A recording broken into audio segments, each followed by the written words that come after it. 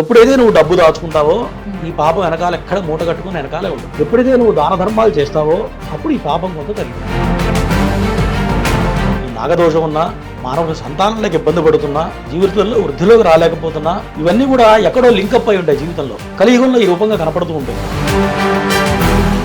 పూజార్లను నమ్మట్లేదని పూజార్లే చెప్తున్నారు. వాళ్ళ స్వార్థం కొద్దీ వాళ్ళు కూడా ఎక్కువగా వేలకు వేలు చెప్తున్నారు. వాళ్ళు ఎంతవరకు నిజాయితీగా చేస్తున్నారు? ఆయనకి కుడికాలు కుడి చేయి పక్షవాతం, ఎటువంటి సమస్యలు ఉన్నా ఆయన చిన్న తాయెత్తు ఇచ్చేవాడు. ఆ తాయెత్తు కడితే వాడి పని అయిపోయాడు. వాడు ఏం చేయకపోయినా అటువంటి బ్రాహ్మణికి నువ్వు ఎంచుకొని కనుక చేసినట్లయితే లక్షలు ఖర్చు పెట్టినా కానీ వాళ్ళకి సంతానం అయితే కలగడం లేదు. అంటే దేని వల్ల అంటారు? నాగదోషం ఉంటేనే సంతానం కలగదమ్మా. బలమైన కుజదోషం ఉంటే ఆడ మనిషికి గైనిక్ ప్రాబ్లమ్స్ వస్తూ ఉంటాయి. వేల మంది వచ్చి ప్రత్యక్షంగా నా దగ్గర చేయించుకున్నారు, ఫలితం వస్తూనే ఉంటుంది.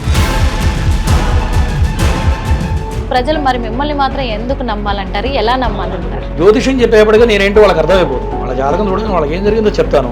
నమ్మినప్పుడే చేయడం జరుగుతుంది. చేస్తే ఖచ్చితంగా కాకపోవడం అనేది జరగదు. 100%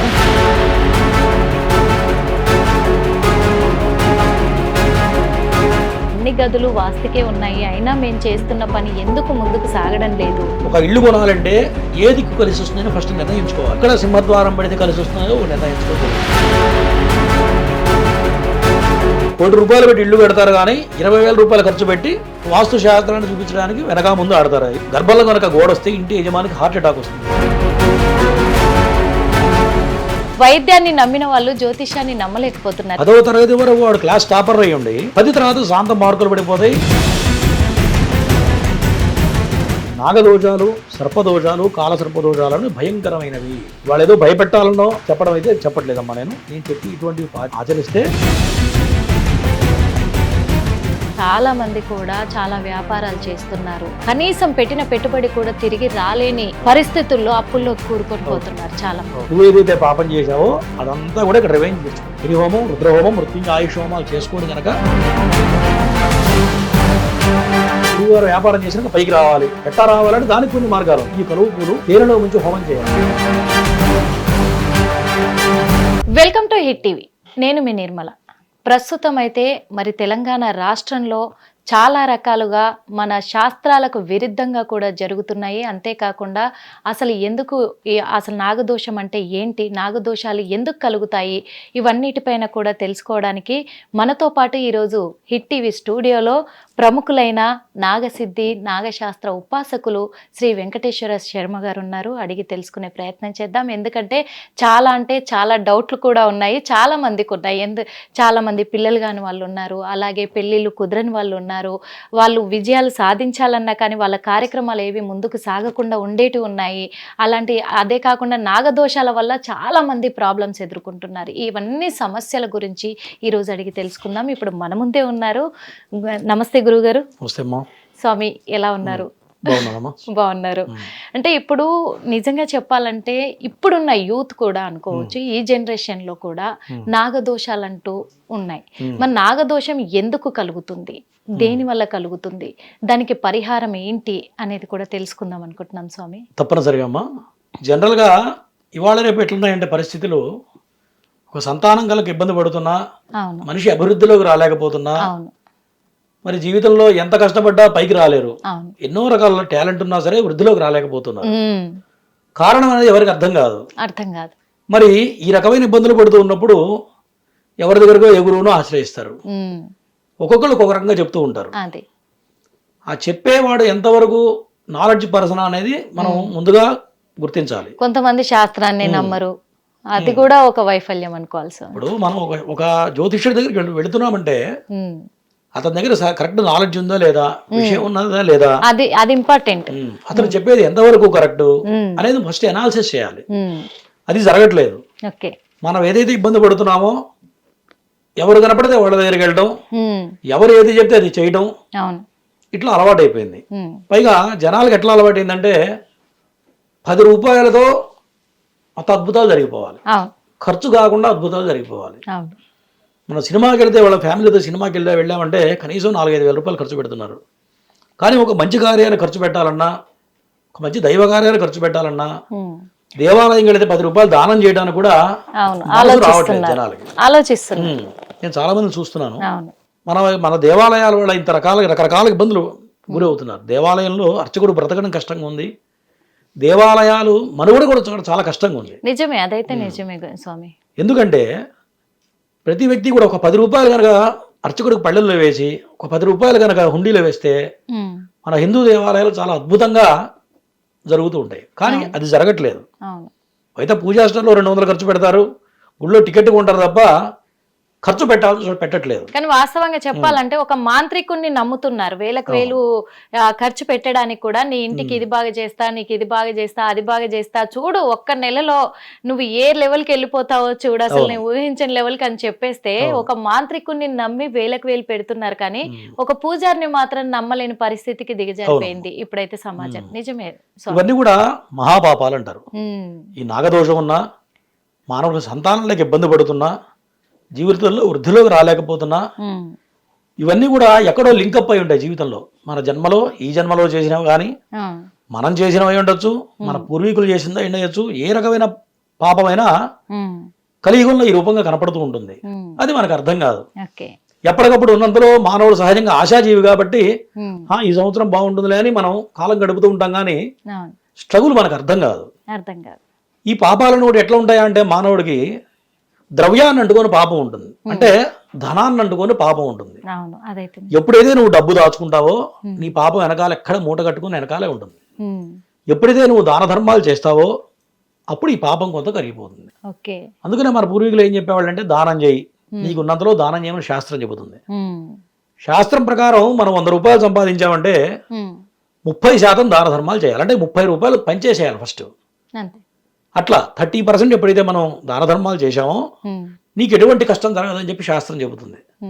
కష్టం అంటే ఏదో అద్భుతం జరుగుతుందని కాదు, నీకు అవసరానికి ఏది కావాలో ఖచ్చితంగా భగవంతుడు నీకు ఏదో రూపంలో నీకు అందించడం జరుగుతుంది.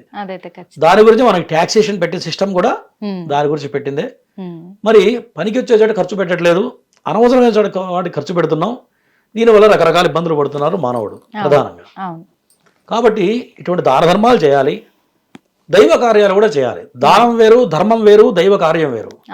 కొంతమంది అభిషేకం ఎందుకయ్యా, నువ్వు 10 లీటర్ల అభిషేకం శివుడికి పాలు పోస్తే మొత్తం కింద పోతున్నాయి కదా, బీదవాళ్ళకి నువ్వు అన్నదానం చేయొచ్చు కానీ ఒక ఆయన అంటాడు. అభిషేకం చేసే పూజ వేరు, దానం వేరు, ధర్మం వేరు. ఒక బీదవాడు చలికి వణుకుతూ మనం ఒక రగ్గు ఇచ్చామనుకోండి, అది ధర్మం అవుతుంది. దానం అంటే ఏదో శని దోషం ఉందనుకోండి, నాకు సంకల్పం చెప్పి ప్రత్యామ్నాయ దోషం భవాలను ఇచ్చేది దానం. ఇట్లా అది కాక దేవాలయంలో మనం డొనేషన్ ఇచ్చామనుకోండి, అది వేరు. ఇట్లా దీంట్లో రకరకాలు ఉన్నాయి. మరి ఈ పాపం పోవాలంటే ఏది చేస్తే అది పోదు, రిలేటెడ్గా ఉండాలి.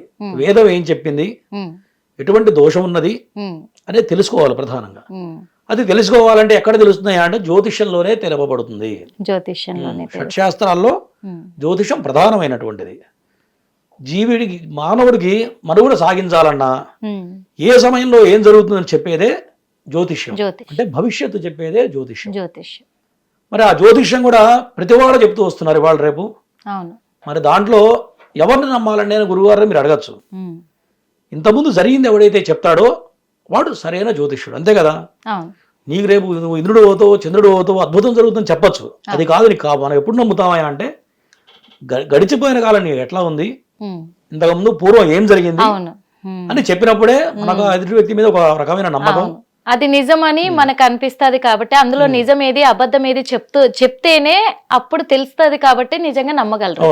అప్పుడు నిజాలు ఎన్ని ఉన్నాయి, అబద్ధాలు ఎన్ని ఉన్నాయి, ఈ గురువు గారు చెప్తున్నాడు, ఈ గురువు గారు నమ్మచ్చు అనే సద్భావన అనేది కలుగుతుంది. మన దగ్గరికి నా దగ్గరికి ఎవరు వచ్చినా సరే 3 నిమిషాల్లో ఆల్మోస్ట్ వాళ్ళ సంగతి మొత్తం చెప్పేయడం జరుగుతుంది. నాకు అమ్మవారు ఇచ్చిన అనుగ్రహం ఏంటంటే 3 నిమిషాలు నాకు చాలా ఎక్కువ. 3 నిమిషాల్లో వాడు వచ్చిన తర్వాత వాడికి ఏం జరిగిందో నేను చెప్పేస్తాను. ఎందుకంటే నేను కొన్ని లైవ్ ప్రోగ్రామ్స్ చేస్తుంటాం, హిందూ ధర్మంలో కొన్ని ప్రోగ్రామ్స్ చేస్తుంటా, భక్తి ఛానల్లో చేస్తుంటా.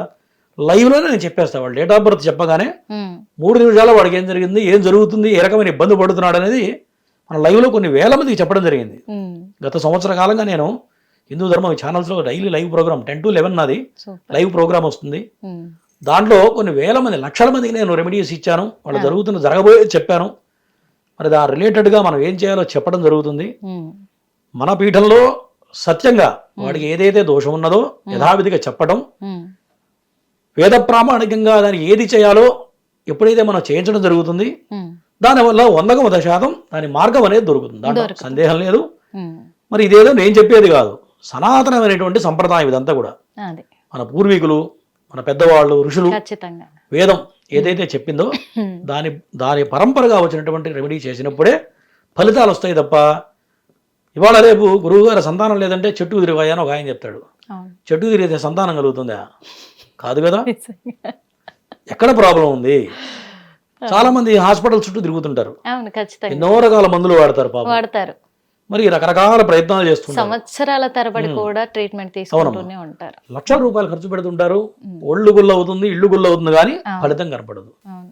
మరి అటువంటి వాళ్ళు నా దగ్గరికి ఎంతో మంది వచ్చారు. ఉమ్, వచ్చిన తర్వాత జాతకంలో క్లియర్గా కనపడుతుంటుంది, జాతక చక్రం వేయంగానే ఉమ్, ఏ రకమైన దోషం ఉంది, సంతానపరమైన దోషం ఉందా, ఉమ్, అసలు వీళ్ళకి సంతానం కలుగుతుందా లేదా అనేది చూడంగానే చెప్పొచ్చు. అది కలగకపోతే ఉమ్, ఏ దోషం వల్ల కలగట్లేదు అనేది కూడా చెప్పవచ్చు. ఉమ్, మరి ఎప్పుడైతే ఆ దోషాన్ని మనం రెమెడీ చేస్తామో, ఉమ్, చేసి ప్రయత్నం చేస్తే అప్పుడు నువ్వు డాక్టర్ దగ్గరికి వెళ్ళి మెడికేషన్ వాడితే కూడా వెంటనే పనిచేస్తుంది. ఉమ్. ఇట్లా నేను కనీసం ఒక 100 మందికి నా సంతానపరంగా నేను రెమెడీస్ ఇచ్చున్నా. ఎందుకంటే ఖచ్చితంగా మన సనాతన ధర్మాన్ని నమ్మి తీరాలి. అవును. చాలా వరకు అది నమ్మట్లేరు, ఉమ్. నమ్మకుండా హాస్పిటల్ అని నమ్ముకొని తిరుగుతా ఉన్నారు. అంటే ఇది కూడా కర్మ అంటారు, దీన్నే కర్మ అంటారు. బుద్ధి కర్మానుసారిణి అని. మనిషికి కర్మ ఉన్నప్పుడు బుద్ధి పుట్టదు. ఉమ్, నాలాంటి వాడు చెప్తే కూడా ఈ గురువుగారు ఏదో డబ్బుల కోసం చెప్తున్నాడు అనిపిస్తుంది తప్ప ఉమ్, మైండ్కి ఎక్కదు. నిజమే. ఆ కర్మ అనుభవించాల్సిన రాత ఉన్నంతకాలం అంటే వాడు చాలా అనుభవిస్తూనే మంది ఉంటాడు. ఇప్పుడు మీరు అన్నందుకు నేను ఈ మాట అడగాలనుకుంటున్నాను స్వామి. ఎందుకు అంటే చాలా మంది కూడా ఏమంటున్నారంటే, నిజం చెప్పాలంటే ఇప్పుడు ఖర్చు పూజార్లను నమ్మట్లేదని పూజార్లే చెప్తున్నారు. పూజార్లు మాత్రము ఏదైనా పూజ కోసం వెళ్తే వాళ్ళ స్వార్థం కొద్దీ వాళ్ళు కూడా ఎక్కువగా వేలకు వేలు చెప్తున్నారు కదా, వాళ్ళు ఎంతవరకు నిజాయితీగా చేస్తున్నారు అనే క్వశ్చన్ కూడా చేస్తున్నారు చాలా మంది నమ్మని వాళ్ళు. అంటే ప్రధానంగా అమ్మా నేను ఏదైతే చెప్పానో వైదికమైనటువంటి కార్యక్రమాలు ఖర్చుతో కూడుకుని ఉన్నవి. ఉమ్, ఇవాళ ఇతను ఒక గ్రహానికి జపం చేయాలంటే, సపోజ్ ఒక రవిగ్రహాన్ని జపం చేయాలనుకోండి, ఉమ్, 6000 జపం చేయాలంటే కనీసం 6 గంటలు కూర్చొని జపం చేయాలి. ఉమ్, మరి 6 గంటలు నువ్వు కూర్చొని చేయగలవా? అవును. ఒకటి, మీరు అన్నట్టుగా ఒకవేళ ఉమ్, ఆ బ్రాహ్మడు తప్పు చేసి ఉండొచ్చు కూడా, ఉమ్, కానీ ఇందాక మీకు ఒక మాట చెప్పా, నష్టద్రవ్యాయ పాపాయ అని ఉంది. అంటే పాపం ద్రవ్యాన్ని పట్టుకొని ఉంటుంది. ఉమ్, ఎప్పుడైతే బ్రాహ్మడికి నువ్వు దానం చేస్తావో సత్సంకల్పంతో, నాకు ఈ సంకల్పం కావాలి, నాకు ఉద్యోగం కావాలి అని అడుగుతారు, బలానా హోమం చేసుకో అని గురువుగారు చెప్పారనుకోండి, నువ్వు మనసా వాచా కర్మణ నమ్మి చేస్తే ఖచ్చితంగా నీ పని అయిపోతుంది. ఆ బ్రాహ్మడు తప్పు చేసి ఉండొచ్చు, కానీ ఉమ్, వాడు సద్బ్రాహ్మడు అయి ఉంటే, సద్బ్రాహ్మడు అంటే మరి తినటం, నాన్ వెజిటేరియన్ ఇట్లాంటివి తినకుండా ఉండాలి, త్రికాల సంధ్యావందనం చేయాలి, అవును. దాన ధర్మాలు చేయాలి, మంచి సద్బుద్ధి ఉండాలి, అటువంటి వాడినే బ్రాహ్మణ అంటారు. మలమాంసాలు తినేవాడిని బ్రాహ్మడు అనరు. అన్నారు. మరి అటువంటి వాడిని కూడా చూసుకోవాలి. మరి అటువంటి వాడికి నువ్వు ధర్మం చేసి డబ్బు ఇచ్చినట్లయితే వాడు ఏం చేయకపోయినా కూడా నీకు ఫలితం వచ్చేస్తుంది. మేము చిన్నప్పుడు మా ఇంటి దగ్గర ఒక ఆయన, పెద్ద ఆయన సాయి గారు అని ఒక ఆయన ఉండేవాడు. ఉమ్, ఆయనకి కుడికాలు కుడి చేయి పక్షవాతం, రెండు కుడి చేయి కుడి కాలు పనిచేయరు. తెల్లవారుజామున 5 గంటలకి తులసి కోట దగ్గర కూర్చుండేవాడు. ఓకే. ఆయనకి మొత్తం 7 సంతానం. ఉమ్, 5 గంటల నుంచి మధ్యాహ్నం 1 గంట దాకా సంధ్యావందనం, దేవతార్చన, అనుష్ఠానం అంటే జపాలు చేస్తూ కూర్చుండేవాడు. ఉమ్, మరి చుట్టుపక్కల వాళ్ళందరికీ ఎవరికి జ్వరం వచ్చినా, ఎవరైనా ఉలికిపడి భయపడ్డా, ఉమ్, ఎటువంటి సమస్యలు ఉన్నా ఆయన చిన్న తాయెత్తు ఇచ్చేవాడు. ఆ తాయెత్తు కడితే వాడి పని అయిపోయేది. ఉమ్, ఆ తాయెత్తు కోసం డబ్బులు ఇచ్చి తాయెత్తు కట్టించుకునేవాళ్ళు ఆయన చేత. అట్లా 7 పిల్లల పెళ్ళిళ్ళు చేశాడు. చేశాడు. మరి ఎట్లా చేశాడు మీరు చెప్పండి? ఉమ్, కుడికాలు కుడి చేయలేకుండా అద్దె ఇంట్లో ఉంటూ 7 మందిని చదివించి పెళ్ళిళ్ళు చేయడం నా కళ్ళ ముందు చూశాను, చిన్నప్పటి నుంచి చూశాను ఆయన. ఉమ్. దీన్ని ఏమంటారు? దైవబలం కాదంటారా? అది ఖచ్చితంగా ఉంటది స్వామి. అటువంటి బ్రాహ్మడికి నువ్వు ఎంచుకొని కనుక చేసినట్లయితే, వాడు ఏం చేయకపోయినా వాడి చేత్తో భస్మం ఇచ్చినా చాలు, ఆ దైవ బలం వల్ల ఉమ్, మీరు అనుకున్న సంకల్పం నెరవేరుతుంది. అది. కాబట్టి అటువంటి బ్రాహ్మణ్ణి మీరు నిర్ణయించుకోవాలి తప్ప, ఎవరి దగ్గర పడితే వాళ్ళు వెళ్ళిపోయి, అది. ఎవరు చెప్తే వాళ్ళు చెప్పింది చేసి, నాకు పని కాలేదనో, ఉమ్, అయితే ఆ అయ్యగారు సరిగా చేయలేదనో, ఉమ్. అయితే డబ్బులు తీసుకున్నారనో, అది ఎప్పుడు కూడా నెపం వేయకూడదు.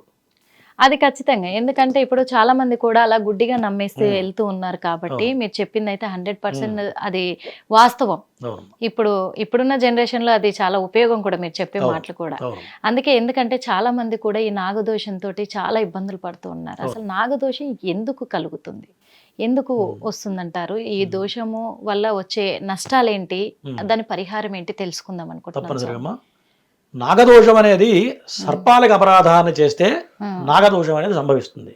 ఓకే. అపరాధం అంటే మన చేత్తో కొట్టి చంపితేనే అపరాధం కాదు, కాలు కింద పాము కాలుకు తగిలితే కూడా దోషమే, కారు టైర్ కింద పాము పడ్డా కూడా దోషమే, రెండు సర్పాలు సంగమం చేస్తున్నప్పుడు చూస్తే మహాదోషం.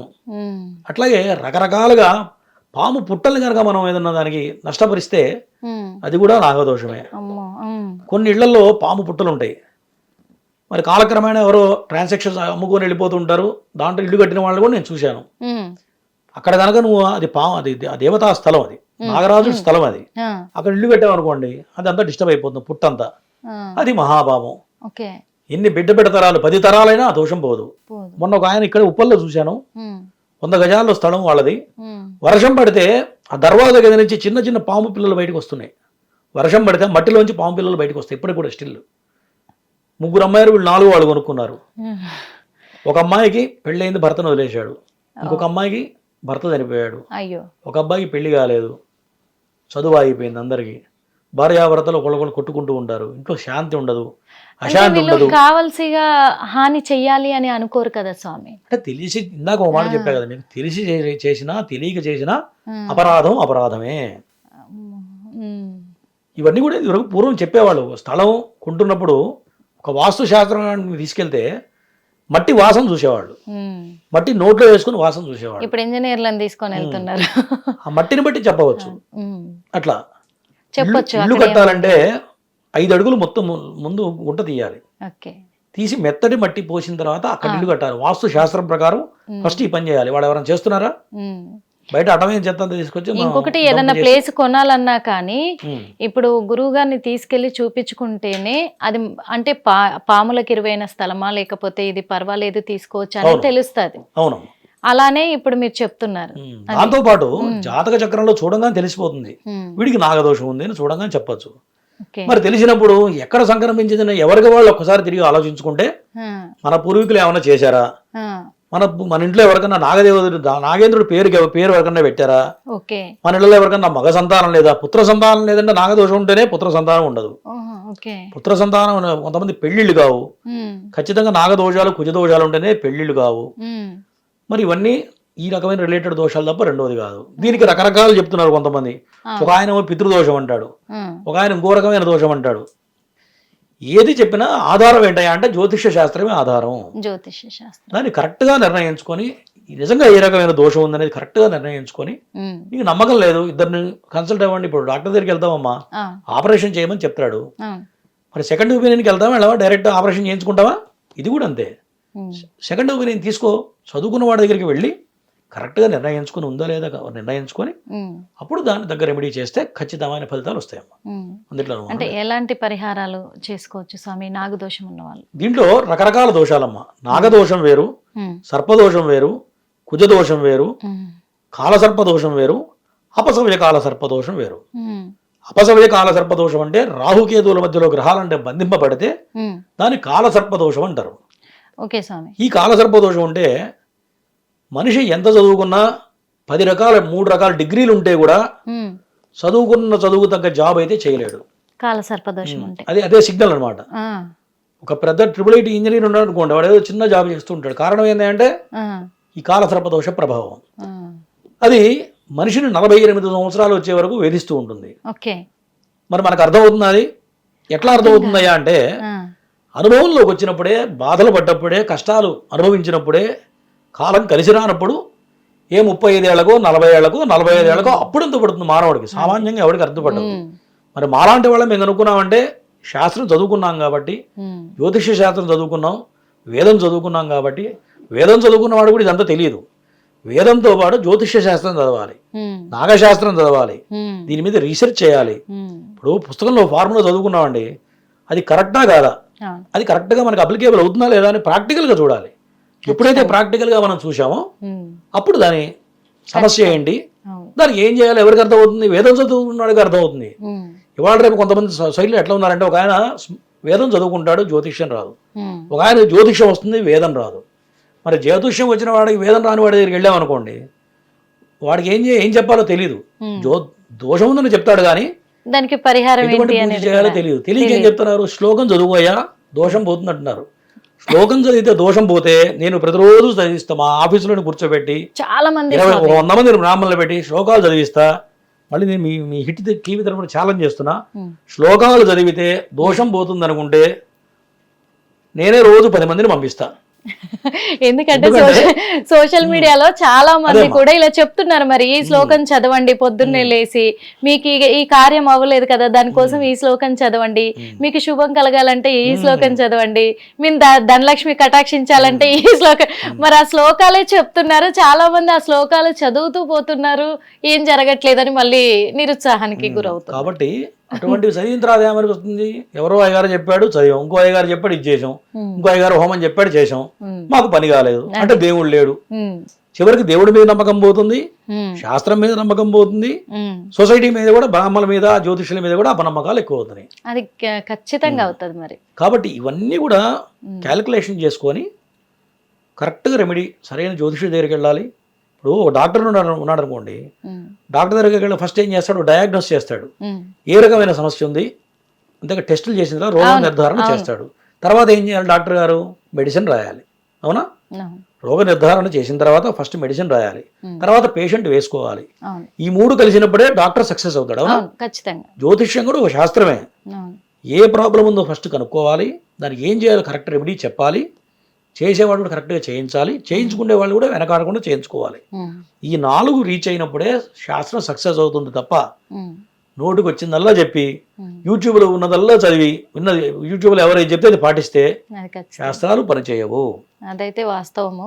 అందుకే ఇప్పుడు మరి నాగదోషం కోసం ఒక 2 రెమెడీస్ మా కోసం మీరు తప్పనిసరిగా అమ్మా. నాగదోషం కనుక ఉన్నట్లయితే నాగశాస్త్రం చదివిన వాళ్ళ ద్వారా, నాగశాస్త్రం చదవడానికి కూడా కొన్ని క్వాలిటీస్ ఉండాలి. సుబ్రహ్మణ్య ఉపాసన ఉండాలి.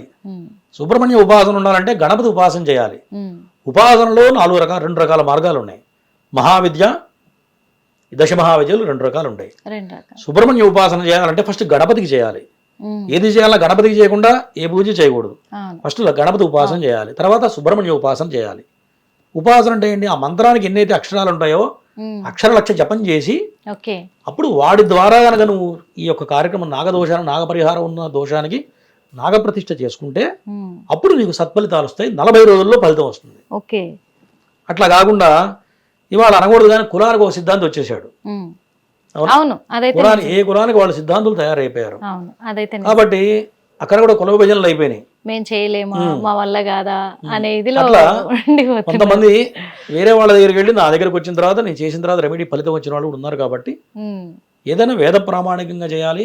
వేదం ఎవరికి అధికారం ఉన్నాయా అంటే, జన్మనా జాయతే శూద్ర కర్మణా జాయతే ద్విజ అంటాడు. పుట్టినప్పుడు ప్రతివాడు శూద్రుడితో సమానం, బ్రాహ్మణుడు కూడా శూద్రుడితో సమానం. కర్మణా జాయతే ద్విజ, వాడికి 8వ సంవత్సరంలో ఉపనయనం చేసి గాయత్రి ఎవడైతే చేస్తాడో వాడే బ్రాహ్మడు అవుతాడు తప్ప వాడు కూడా బ్రాహ్మడు కాడు. గాయత్రి చేసిన వాడే సద్బ్రాహ్మడు అవుతాడు. ఆ గాయత్రి కూడా సశాస్త్రీయంగా స్వరయుక్తంగా చేయాలి. గురువుగారు మేము కూడా గాయత్రి చేస్తామండి, నేను బ్రాహ్మణుడు కాదా అని అడగచ్చు. మీరు చేయొచ్చు. సశాస్త్రీయంగా తప్పు పోకుండా సుస్వరంగా ఒత్తులు పొర్లు దీర్ఘాలు అకార ఉకార మకారాలు పోకుండా చేసినప్పుడే మంత్రానికి శక్తి ఉంటుంది. ఎప్పుడైనా మంత్రంలో శక్తి ఎక్కడ ఉంటుంది అంటే స్వరంలో ఉంటుంది. స్వరం ఎప్పుడైతే పలుకుతావో దేవత పలుకుతుంది. స్వరం ఎప్పుడైతే తప్పు చెప్పావో, నువ్వు పగలు రాత్రి తలకాయ కింద పెట్టి కాళ్ళు పైకెత్తి తపస్సు చేస్తే కూడా మంత్రం ఫలించదు.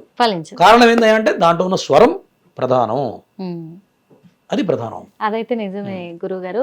ఇంకొకటి ఏంటంటే మేము తెలుసుకున్నంత వరకు మరి నాగసిద్ధి అనే ఒక కార్యక్రమాన్ని మీరు అంత ప్రతిష్టాత్మకంగా 2 తెలుగు రాష్ట్రాల్లో కూడా తీసుకెళ్తూ ఉన్నారు. అంటే ఒక ఆస్ట్రాలజీగా మీరు ఏం చెప్పాలనుకుంటున్నారు గురుజీ? ఫస్ట్ నా జాతకంలో కూడా కాలసర్ప దోషం ఉన్నది. నేను వేదం చదువుకున్నాను. నేను కూడా ఫస్ట్ చిన్నతనంలో వేదం చదువుకున్నాను. నేను కూడా చాలా ఇబ్బందులు పడ్డాను. మరి ఎందుకు పైకి రావట్లేదు ఆలోచన వస్తుందిగా. ఇంత చదువుకొని ఒక బ్రాహ్మణుడు అంటే ఏంది, ఎదుటివాడికి ఉన్న దోషాన్ని తీయగలిగిన వాడే బ్రాహ్మడు. అవునా? మరి అటువంటిప్పుడు నాది నేను చేసుకోలేకపోతే మీది నేనేం చేయగలుగుతాను అనేది ఫస్ట్ సమస్య. బాగా ఆలోచించాను. కొన్నాళ్ళు ఉపాసన చేశాను, లక్ష్మీ గణపతి ఉపాసన చేశాను. ఉపాసన చేసిన నాకు తోచింది ఏంటంటే జ్యోతిష్య శాస్త్రం నేర్చుకుంటే నాకున్న సమస్యకి మార్గం దొరుకుతుందని తెలిసింది. అప్పుడు నేను వేదం పూర్తయిన తర్వాత జ్యోతి MA ఆస్ట్రాలజీ చేశాను. అప్పుడు అర్థమైంది జ్యోతిష్య శాస్త్రంలో ఏముంది, మనిషికి ఎందుకు ఇబ్బంది పడుతున్నాడు, ఓకే. మరి ప్రధానమైన గ్రహాలు ఏమిటి, ఏ ఏ స్థానంలో ఏ ఏ గ్రహాలు ఉంటే ఏ రకమైన దోషాలు ఉంటాయి, ఇదంతా మరి నేను రీసెర్చ్ చేసిన తర్వాత నాకు అర్థం ఏంటయ్యా అంటే రాహుకేతువుల ప్రభావం మానవుడి మీద చాలా బలంగా ఉంటుంది. మానవుడు దీనివల్ల పైకి రాలేకపోతున్నాడు నేను గ్రహించిన తర్వాత ఈ నాగశాస్త్రం మీద రీసెర్చ్ చేసి ఫస్ట్ నాకు నేను చేసుకున్నా. రీసెర్చ్ చేసిన తర్వాత ఆ నాగదోషాన్ని నాగప్రతిష్ఠ అనేది నేను చేసుకున్నా. తర్వాత మా ఇంట్లో వాళ్ళకి చేశాను, మా అక్కలకి చేశాను, మా పెద్దమ్మలకి చేశాను, మా బంధువులందరికీ చేశాను, నా స్నేహితులకి చేశాను. అందరికీ ఫలితాలు వస్తున్నాయి. రాని వాళ్ళంటూ ఎవరు లేరు. అట్లా చేసుకుంటూ ఈ రోజు నేను హైదరాబాద్లో కనీసం 20,000 మందికి ప్రతిష్టలు చేయించా. 20,000 మంది కూడా అద్భుతమైన ఫలితాలు వచ్చినాయి తప్ప రాని వాళ్ళంటూ ఎవరు లేరు. మరి గురువుగారు ఫలితం ఎప్పుడు వస్తుంది అని అడగచ్చు. కొంతమంది వాళ్ళు రేపు ఎట్లున్నారే అంటే చిటికి వేస్తే పని అయిపోవాలి, గురువుగారు మంత్రం వేస్తే రేపు పొద్దున వచ్చేసేయాలి అనేటువంటి వాళ్ళు కూడా ఉన్నారు. గురువుగారు నువ్వు ఇంత డబ్బులు అడిగావు కదా, ఒక 50,000 అడిగావు కదా గురువుగారు, నాకు రేపు ఇస్తావు ఫలితం జేబులో తీసి అని అడుగుతారు. నిజం. ఎందుకంటే ఇన్ని సంవత్సరాలుగా వాళ్ళ కర్మఫలాన్ని వాళ్ళు అనుభవిస్తూ కూడా అంత బాధను అనుభవించుకుంటూ వచ్చిన వాళ్ళు ఈ రోజు పూజ అవ్వగానే మాకు వెంటనే ఫలితం దక్కుద్దా అనే ఇదిలో ఉండిపోతున్నారు. అదైతే వాస్తవం. అసలు శాస్త్రం ఏం చెప్తుందయ్యా అంటే ఫలితాన్ని ఆశించేప్పుడు కూడా పూజ చేయకూడదు. నీ పని ఏంటయ్యా అంటే నీకు ఏదైతే దోషం ఉన్నదో దానికి కర్మ అంటాం, వైదిక కర్మ అంటారు దీన్ని. ఆ దోషాన్ని తగ్గ నువ్వు రెమెడీ ఎప్పుడైతే శాస్త్రీయంగా ఎక్కడ లోపం లేకుండా, ద్రవ్య లోపం లేకుండా, మంత్ర లోపం లేకుండా, శక్తి లోపం లేకుండా, భక్తి లోపం లేకుండా ఎప్పుడైతే చేస్తావో ఖచ్చితంగా ఫలితం వస్తుంది. అది కాకుండా నీ దగ్గర గట్టిగా డబ్బులుండి కకృతి పడి గురువుగారికి ఇచ్చి 5,000 10,000 దగ్గర వెనక ముందాడి, పూజా స్టోర్లో వాడి దగ్గర బేరం ఆడి, పూలవాడి దగ్గర బేరం ఆడి, వాడిపోయిన పూలు తీసుకొచ్చి చేసామనుకోండి ఫలితం రాదు. కాబట్టి శక్తిని బట్టి చేయాలి. అంటే అందరూ డబ్బులు ఖర్చు పెట్టమని చెప్పట్లేదమ్మా నేను. లేనివాడు తక్కువ చేసినా తప్పు లేదు, కానీ శక్తి ఉన్నప్పుడు శక్తికి తగ్గట్టుగా చేయాలి. ఇప్పుడు మనం ఆడపిల్ల పెళ్లి చేసామనుకోండి అందరూ ఒక రకంగా చేస్తున్నారా? లేనివాడు సింపుల్గా చేస్తున్నాం, మధ్యస్థానం ఉన్నాడు కొద్దిగా మీడియంగా చేస్తున్నాం, డబ్బు ఉన్నవాడు గ్రాండ్గా చేస్తున్నాడు. డబ్బు ఉన్నవాడు గ్రాండ్గానే చేయాలి. ఎందుకు చేయాలంటే ఈ పెళ్లి చేయడం వల్ల 10 మంది బ్రతుకుతారు, అన్ని రకాల డిపార్ట్మెంట్స్ బతుకుతాయి. ఒక పెళ్లి కనుక చేస్తే ప్రతి వ్యాపారస్తుడికి వ్యాపారం జరుగుతుంది. పెయింటర్ దగ్గర నుంచి, బట్టల షాపు వాడి దగ్గర నుంచి, బంగారం షాపు వాడి దగ్గర నుంచి, ప్రతి వాడు మంగళవాడి దగ్గర నుంచి సాకలవాడు కూడా భుక్తి దొరుకుతుంది. అదైతే నిజం. మన ఈ యొక్క కుటుంబ వ్యవస్థలో ఏర్పరిచింది ఏంటయ్యా అంటే మనం ఇది పిల్లలు పోషించుకోవడం గొప్ప కాదు, 10 మందిని బ్రతికించడమే ఈ సంసార బంధంలో పెట్టినటువంటి భగవంతుడు పెట్టినటువంటి విశేషాలు. కాబట్టి ఖచ్చితంగా శక్తి మేర చేయాలి, ఏది చేసినా సరే, అప్పుడే ఫలితాలు వస్తాయమ్మా. అదైతే నిజం స్వామి. కాకపోతే ఇప్పుడైతే చాలా వరకు కూడా అది చాలా మంది ఏమో ఫుడ్ ప్రాబ్లం అంటారు, ఎందుకంటే ఇప్పుడున్న జనరేషన్లో ఇప్పుడున్న పంటల వల్ల కూడా. కానీ చాలా మంది ఆ ఫలితాలు లేక, అంటే అసలైన విషయం తెలుసుకోలేక వాళ్ళు హెల్త్ ఇష్యూస్లో చాలా ఇబ్బంది పడుతూ కూడా చాలా మంది పిల్లలు సంతానం కలగకుండా కూడా హాస్పిటల్ చుట్టూ తిరుగుతూ లక్షలు ఖర్చు పెడుతున్నారు. ఆ లక్షలు ఖర్చు పెట్టినా కానీ వాళ్ళకి సంతానం అయితే కలగడం లేదు. అంటే దేని వల్ల అంటారు? ఇలాంటి వాళ్ళకు పరిహారం ఏం లభిస్తుందంటారు? ఖచ్చితంగా నాగదోషం ఉంటేనే సంతానం కలగదమ్మా. నాగదోషం ఉంటేనే సంతానం కలగదు. దాంతోపాటు కుజదోషం ఉంటుంది. బలమైన కుజదోషం ఉంటే ఆడ మనిషికి గైనిక్ ప్రాబ్లమ్స్ వస్తూ ఉంటాయి, రకరకాల ఇబ్బందులు ఎదురవుతూ ఉంటాయి. అలా గైనిక్ ప్రాబ్లం ఉంటే గర్భం ధరించడం కష్టం, డాక్టర్లు కూడా చెప్తూనే ఉంటారు. ఆ దోష పరిహారం కరెక్ట్గా దానికి సంబంధించిన జపాలు, హోమాలు, నాగప్రతిష్ఠ, ఆశ్లేష బలి పూజ ఇవన్నీ చేయాలి. మన పీఠంలో ప్రతి నెల కూడా ఇవన్నీ సశాస్త్రీయంగా చేస్తూ వస్తున్నాం. నేను గత 20 సంవత్సరాల నుంచి చేస్తూ వస్తున్నాను. గత 1.5 year నుంచి మీడియా ఈ మాధ్యమం ద్వారా కొన్ని వేల మందికి చేయించాను. వేల మంది వచ్చి ప్రత్యక్షంగా నా దగ్గర చేయించుకున్నారు. ఫలితం వస్తూనే ఉంటుంది. ప్రతిరోజు కూడా నా పీఠంలో ఏదో కార్యక్రమం జరుగుతూనే ఉంటుంది. ఏ రోజు కూడా ఖాళీ అనేది ఉండదు. ఎందుకు ఉండదు గురువు గారు అంటే, మీకు చేసామనుకోండి, మీకు మంచి జరిగింది అనుకోండి, మీ వెనకాల పోయి నలుగురు చెప్తారు, అవును ఖచ్చితంగా ఆ గురువు గారు బాగా చేస్తారండి, మాకు పని అయింది, మీరు వెళ్ళండి అని. అవునా? అట్లా మౌత్ అనౌన్స్మెంట్ వెళ్ళిపోతుంది. ఇన్ని సంవత్సరాలు నేను మరి 20 సంవత్సరాల నుంచి మీడియాకి ఎందుకు రాలేదని నాకు నేనే ఆలోచించుకుని మీడియాకి రావడం జరిగింది. ఎందుకంటే ప్రతివాడు వస్తున్నాడు, ఎందుకు పనికిరాని వాడు, వాడి దగ్గర శాస్త్ర విషయం లేనివాడు, శాస్త్ర పరిజ్ఞానం లేనివాడు, ఏబిసిడీలు రాని వాడు వచ్చి ఇవాళ రేపు మీడియాలో చెప్పేస్తున్నారు. మరి జనాలు చాలా వాళ్ళు మందిని పడుతున్న చూస్తాం. బాధల వల్ల చాలా వాళ్ళు పడుతున్న మందిని ఇబ్బందుల వల్ల ఉమ్. ఏ పుట్టలో ఏ బాగుందో తెలియక కనపవాడు చెప్పిందల్లా చేస్తున్నారు. నిజం స్వామి. దీనివల్ల మోసపోతున్నారు. ఉమ్. నా ధర్మం ఏంటి, ఒక బ్రాహ్మడిగా ఇంత చదువుకొని ఇంత నేను స్టడీ చేసిన తర్వాత, ఉమ్. నాగశాస్త్రం స్టడీ చేసిన తర్వాత నేను తెలుసుకున్నాను, ఉమ్. నేను ఆచరించాను, బయట ఎంతో మందికి చేయించాను. మరి మీడియాకి ద్వారా రావటం వల్ల, దీనివల్ల 10 మందికి తెలియటం ద్వారా ఉమ్. ఇంకా నేను కొన్ని లక్షల మందికి చేయాలని సత్సంకల్పంతో ఉమ్. ఒక నాగసిద్ధి ప్రోగ్రాం పెట్టడం జరిగిందమ్మా. దీనివల్ల ఇప్పటికే కొన్ని లక్షల మందికి నేను చెప్పడం జరిగింది. రాబోయే కాలంలో నా కోరిక ఒకటే, ఉమ్. ఏదైతే దోషం ఉందో ఉన్నది ఉన్నట్టుగా చెప్పాలి, ఉన్నది ఉన్నట్టుగా చేయాలి. ఎందుకంటే సత్యం ధర్మం ఎప్పుడైతే మనం పాటిస్తామో ఎదుటివాడు ఖచ్చితంగా పని అవుతుంది. ఉమ్. నేను దాన్నే నమ్ముతాను. ఏదైతే నమ్మానో దాన్నే చేయడం జరుగుతుంది. మన దగ్గర ఉన్న వేద పండితులు గారండి కార్యక్రమం చేసేదాంట్లో కూడా ఎక్కడ లోపం చేయడం జరగదు.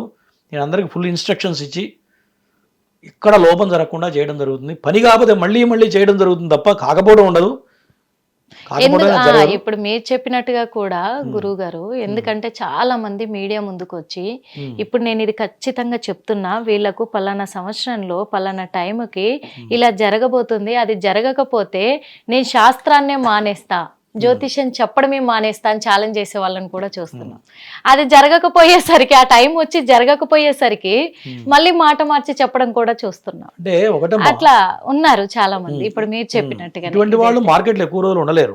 ఇప్పుడు ఒక దొంగ మాటలు చెప్పేవాడు, ఇటువంటి అబద్ధాలు చెప్పేవాళ్ళు ఎన్నాళ్ళు నడుస్తుంది చెప్పండి. నాలాంటి వాడు రానంత కాలం వాళ్ళకి నడుస్తుంది. నేను ఎప్పుడైతే లైమ్ లైట్లో నేను వచ్చానో వాళ్ళందరూ నడవదు. అంటే ప్రత్యక్షంగా నేను కొన్ని అనుభవించాను, నేను చూశాను. నేను వచ్చిన తర్వాత కొంతమంది ప్యాకప్ అయ్యారు. కారణం ఏంటయ్యా అంటే జనాలు నమ్మట్లేదు.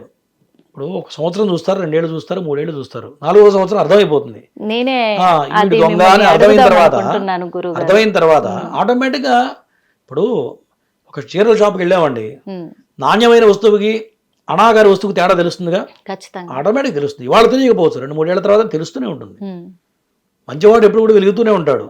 దొంగ అనేవాడు ఎన్నాళ్ళు పోయినా వాడు భగవంతుడు అనేవాడు శిక్షిస్తూ ఉంటాడు. గుర్తుపెట్టు. ఇక్కడ ప్రజల తరఫున నేను ఒకటి అడుగుదాం అనుకుంటున్నాను గురుగారు. ఎందుకంటే ఇప్పుడు చాలా మంది అలాంటి వాళ్ళు వస్తున్నారు, నేను జ్యోతిష్యం పర్ఫెక్ట్ గా చెప్పగలనని చెప్పేసి కూడా ఎంతో మందిని నమ్మిస్తున్నారు. నమ్మించి కూడా వాళ్ళను మోసం చేస్తున్నారు. ఈ ఇదిలోనే జనాలు నమ్మాలా వద్దా వీళ్ళను కూడా అనే ఇదిలోకి దిగజారిపోయింది. మరి ఇలాంటి సమయంలో మీరు ఇప్పుడు చెప్తున్నారు, నాలాంటి వాళ్ళు వచ్చేంత వరకు అలాంటి వాళ్ళది పంతం పట్టక తప్పదు అని చెప్పేసి, వాళ్ళది నడుస్తుంటది అని. ఇప్పుడు నాలాంటి వాళ్ళం వచ్చాం కాబట్టి వాళ్ళ ఆటలు కొనసాగవు అని మీరు చెప్తున్నారు. ఇప్పుడు ప్రజలు మరి మిమ్మల్ని మాత్రం ఎందుకు నమ్మాలంటారు, ఎలా నమ్మాలంటారు? కొనసాగమంటే మనం ఏదో కొరడా తీసుకుని కొడతామనో, వాళ్ళు కట్టి తీసుకుని భయపెడతామనో కాదు. గుర్తుపెట్టుకోండి, కాలమే నిర్ణయిస్తుంది. మనం 10 మందికి మంచి చేసుకుంటూ వెళ్ళిపోతుంటే అదే మౌత్ అనౌన్స్మెంట్ అంటారు చూసారా. 10 మందికి మంచి చేశారనుకోండి, 10 మంది పోయి 100 మందికి చెప్తారు, 100 మంది పోయి 1000 మందికి చెప్తారు. అట్లా మౌత్ అనౌన్స్మెంట్ వెళ్ళిపోతుంది. దానివల్ల ఏమవుతుంది, కొంతకాలానికి ఆటోమేటిక్గా నాకు పేరు అనేది వస్తుంది. మరి వీళ్ళందరూ ప్యాకప్ అవుతారు, సహజం కదమ్మా. అది మనం ఏం చేయక్కర్లా, అమ్మవారు అట్లా నడిపిస్తూ ఉంటుంది. అదే అంటున్నా. అంటే అందుకే ప్రజలకు మీ మీద నమ్మకం ఎలా కలగాలి అంటున్నాను గురువుగారు. ఎలా కలగాలి అంటే ఒకసారి వచ్చి మన దగ్గర ఒకసారి కలిస్తే జ్యోతిష్యం చెప్పేప్పటికీ నేనేంటో వాళ్ళకి అర్థమైపోతుంది. వాళ్ళ జాతకం చూడగానే వాళ్ళకి ఏం జరిగిందో చెప్తాను. నమ్మకుండా ఎవరు ఏం చేయలేము, అంతేనా? బలవంతాన ఎదుటివాడి జేబులోంచి తీసుకోవాల్సిన కర్మ నాకు కూడా పట్టలేదు, నేను కూడా నాకు అవసరం లేదు. నమ్మినప్పుడే చేయడం జరుగుతుంది. చేస్తే ఖచ్చితంగా కాకపోవడం అనేది జరగదు. 100% ఫలితం చూపించడం అనేది మన పీఠంలో జరుగుతుంది. దాంట్లో సందేహం లేదు అంటారు. అదే అంటున్నాము. ఎందుకంటే చాలా మంది గురువుగారులు కూడా ఇలా చెప్పేసి మమ్మల్ని మోసం చేస్తున్నారు, తర్వాత ఫలితం దక్కకపోయేసరికి అది కాదు, ఇలా అందులో పూజలో దోషం ఏం జరిగిందో మళ్ళీ చేయాలనే ఇదిలో కూడా చెప్తున్నారు. అలాగే మీరు కూడా కావచ్చు కదా అనే సందేహాలు కూడా ప్రజలకు. కాకపోతే కొన్ని ఉంటాయమ్మా. సపోజు ఒక ఇంటి యజమాని ఉన్నాడు, వాడికి 2 పెళ్ళిళ్ళు అవుతాయి. కొడుకు దోషంతో ఇబ్బంది పడుతూ ఉంటాడు. మరి మొదటి భార్య పిల్లలను, రెండవ భార్య పిల్లలను వాడు వదిలిపెట్టడం, వాళ్ళకి మంచి చెడు చూడకుండా పెళ్లిళ్ళు చేయకుండా వాళ్ళు అన్యాయం చేశాడు అనుకోండి, కొడుకు అనుభవిస్తూ ఉంటాడు. తండ్రి చనిపోతాడు, ఆ పాపం ఎవరికి వస్తుంది? తండ్రి ద్వారా కొడుకు సంక్రమిస్తుంది. తండ్రి బ్రతుకున్నంత కాలం కొడుకు రాదు. తండ్రి ఎప్పుడైతే గతించాడో ఆ పాపం అనేది ఆస్తితో పాటు ఇది కూడా వీడికి సంక్రమిస్తుంది. వాళ్ళ ఆస్తి అన్యాయకరంగా తీసుకుంటే కూడా వీడికి సంక్రమిస్తుంది. వీడికి ఆస్తి వచ్చింది కదా, వీడేం చేయాలి? గురువు గారి దగ్గరకు వచ్చి ఒక 10,000 ఖర్చు పెట్టి నాగప్రతిష్ఠ చేస్తే దోషం పోదు. ఈ నాగప్రతిష్ఠతో పాటు దోషం ఎందుకు వచ్చింది, మా నాయన ఏమైనా తప్పు చేశాడా, అదే మా తాత ఏమైనా తప్పు చేశాడా, ఎవరికి అన్యాయం జరిగింది, గత దోషాలను కూడా చూసి తెలుసుకోవడము వాళ్ళ చాలా దగ్గరికి వెళ్ళి, అవసరం అంటారు. మరి వాళ్ళ పిల్లలు ఉంటారు కదా నీలాంటి నీతోటి వాళ్ళే ఉంటారు కాబట్టి వాడికి కూడా నీకున్నంతలో మంచి చేసినప్పుడు దైవం కూడా సహకరిస్తుంది. ఇటువంటి దుర్మార్గమైన పనులు చేసుకుంటూ పూజలు చేస్తే ఫలితాలు రావు. అది కూడా చెప్తున్నా. ఎక్కడో కొంత అనుభవించాల్సిందే. అదైతే నిజం. చేయడం వల్ల ఒక 50% 60% పని చేస్తుంది, కానీ పూర్తిగా పోవు ఏంటయ్యా కారణం ఏంటి, ఇటువంటి మహాపాపాలు ఉంటే కనుక పోవు. మరి అటువంటి మహాపాపాలు చేసి గురువుగారిని దగ్గరికి వచ్చి పూజ చేసే కదా ఫలితం కాలేదంటే నేను చెప్పలేను. ఈ రకమైన కూడా చూసుకోవాలి. అదైతే ఖచ్చితంగా సత్యంగా ధర్మంగా న్యాయబద్ధంగా ఉండి చేస్తే ఫలితం రాకపోవడం అనేది జరగదు. నా సర్వీస్లో అయితే లేదు. అదైతే ఖచ్చితంగా.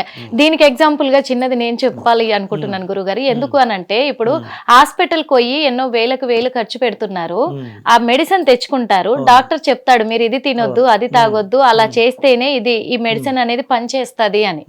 ఆ భయం ఉండి అక్కడ మెడిసిన్ వాడిన వాళ్ళు దానికి ప్రతిఫలం వస్తుంది అని నమ్మిన వాళ్ళు ఈరోజు జ్యోతిష్యంలో చెప్పబడింది మీరు ఇలా నిష్టగా ఉంటేనే, నిష్టగా ఉండి పూజ చేస్తేనే ఫలితం దక్కుతుంది అని అంటే ఇవి పాటించలేకపోతున్నారు, ఫలితం దక్కలేదని నిజంగా చెప్తున్నారు. ఇదైతే వాస్తవం. వైద్యాన్ని నమ్మిన వాళ్ళు జ్యోతిష్యాన్ని నమ్మలేకపోతున్నారు ఇప్పుడున్న జనరేషన్ లో. ఆ కోణంలోనే ఒకటి ప్రస్తుతం అయితే మరి ఇప్పుడు చదువు మీద చాలా మంది కూడా శ్రద్ధ చూపించలేకపోతున్నారు. మరి చదువు అనేది విద్యలోనే ఉంటుందా? ఈ చదువు గురించి మీరేం చెప్దాం అనుకుంటున్నారు గురుగారు? చదువు అనేది జాతకం చక్రంలో చూడంగానే వాడికి విద్య ఉందా లేదా, ఓకే ఉంటే ఏ డిపార్ట్మెంట్ లో వాడు పైకి వస్తాడు, ఇంజనీరింగ్ అవుతాడా డాక్టర్ అవుతాడా అనేది చెప్పొచ్చు. నేను డాక్టర్స్ మీద రీసెర్చ్ చేశా, ఇంజనీర్స్ మీద రీసెర్చ్ చేశా, చూడంగా నేను చెప్పేస్తా డాక్టర్ అవుతాడు ఇంజనీరింగ్ అవుతాడు అని. మరి కొంతమందికి ఈ కాలసర్ప దోషం ఉందా, నేను చెప్పినట్టు కాలసర్ప దోషం ఉన్నా నాగదోషం ఉంటే చదువు మధ్యలో అయిపోతుంది. కొంతమంది ఉంటుంటారు 10th క్లాస్ వరకు వాడు క్లాస్ లో టాపర్ ఉంటాడు. అంటే నాగదోషం అనేది చదువు మీద కూడా చూపిస్తుంది, 100% చూపిస్తుందమ్మా. 10th క్లాస్ వరకు వాడు టాపర్ ఉంటాడు. ఎప్పుడైతే వాడికి ఈ నాగదోషం ఉన్నదో, నాగదోషం ఎప్పుడు అప్లికేబుల్ అవుతుందా అంటే రాహుగ్రహ దశ వచ్చినప్పుడు, కేతు దశ వచ్చినప్పుడు ఈ దోషం అనేది ఇంకా ఇంపాక్ట్ ఎక్కువ ఉంటుంది. 10వ తరగతి వరకు వాడు క్లాస్ టాపర్ అయ్యి ఉండి 10 తర్వాత శాంత మార్కులు పడిపోతాయి, ఇంటర్లో ఫెయిల్ అవుతాడు. చాలా మందిని చూశాను నేను. కారణం ఏంటి అంటే నా రీసెర్చ్ లో వాడికి రాహుదశ ప్రారంభం అవుతుంది, వాడికి నాగదోషం ఉంటుంది, చదువు కుంటుపడుతుంది. 16-18 ఏళ్ళు వచ్చిన తర్వాత తండ్రి చనిపోతాడు, తండ్రి తల్లి ఒకడు గతించిపోతారు. అప్పుడు ఏమవుతుంది, చదువు ఆగిపోతుంది, వీడి కుటుంబం కుంటుపడిపోతుంది, వీడు రోడ్డు పాలైపోతాడు. చివరికి వాడు చదువు సాగలేక, అంత టాపర్ అయ్యిండు కూడా చదువుకోలేక ఏదో కష్టం మీద డిగ్రీయో ఇంజనీరింగో పూర్తి చేసి బండి నడిపిస్తూ ఉంటాడు. కాబట్టి ఇటువంటి దోషాలు మనిషిని చాలా ఇబ్బంది పెడుతూ ఉంటాయి. అంటే ముందుగా చూసుకోవాలి.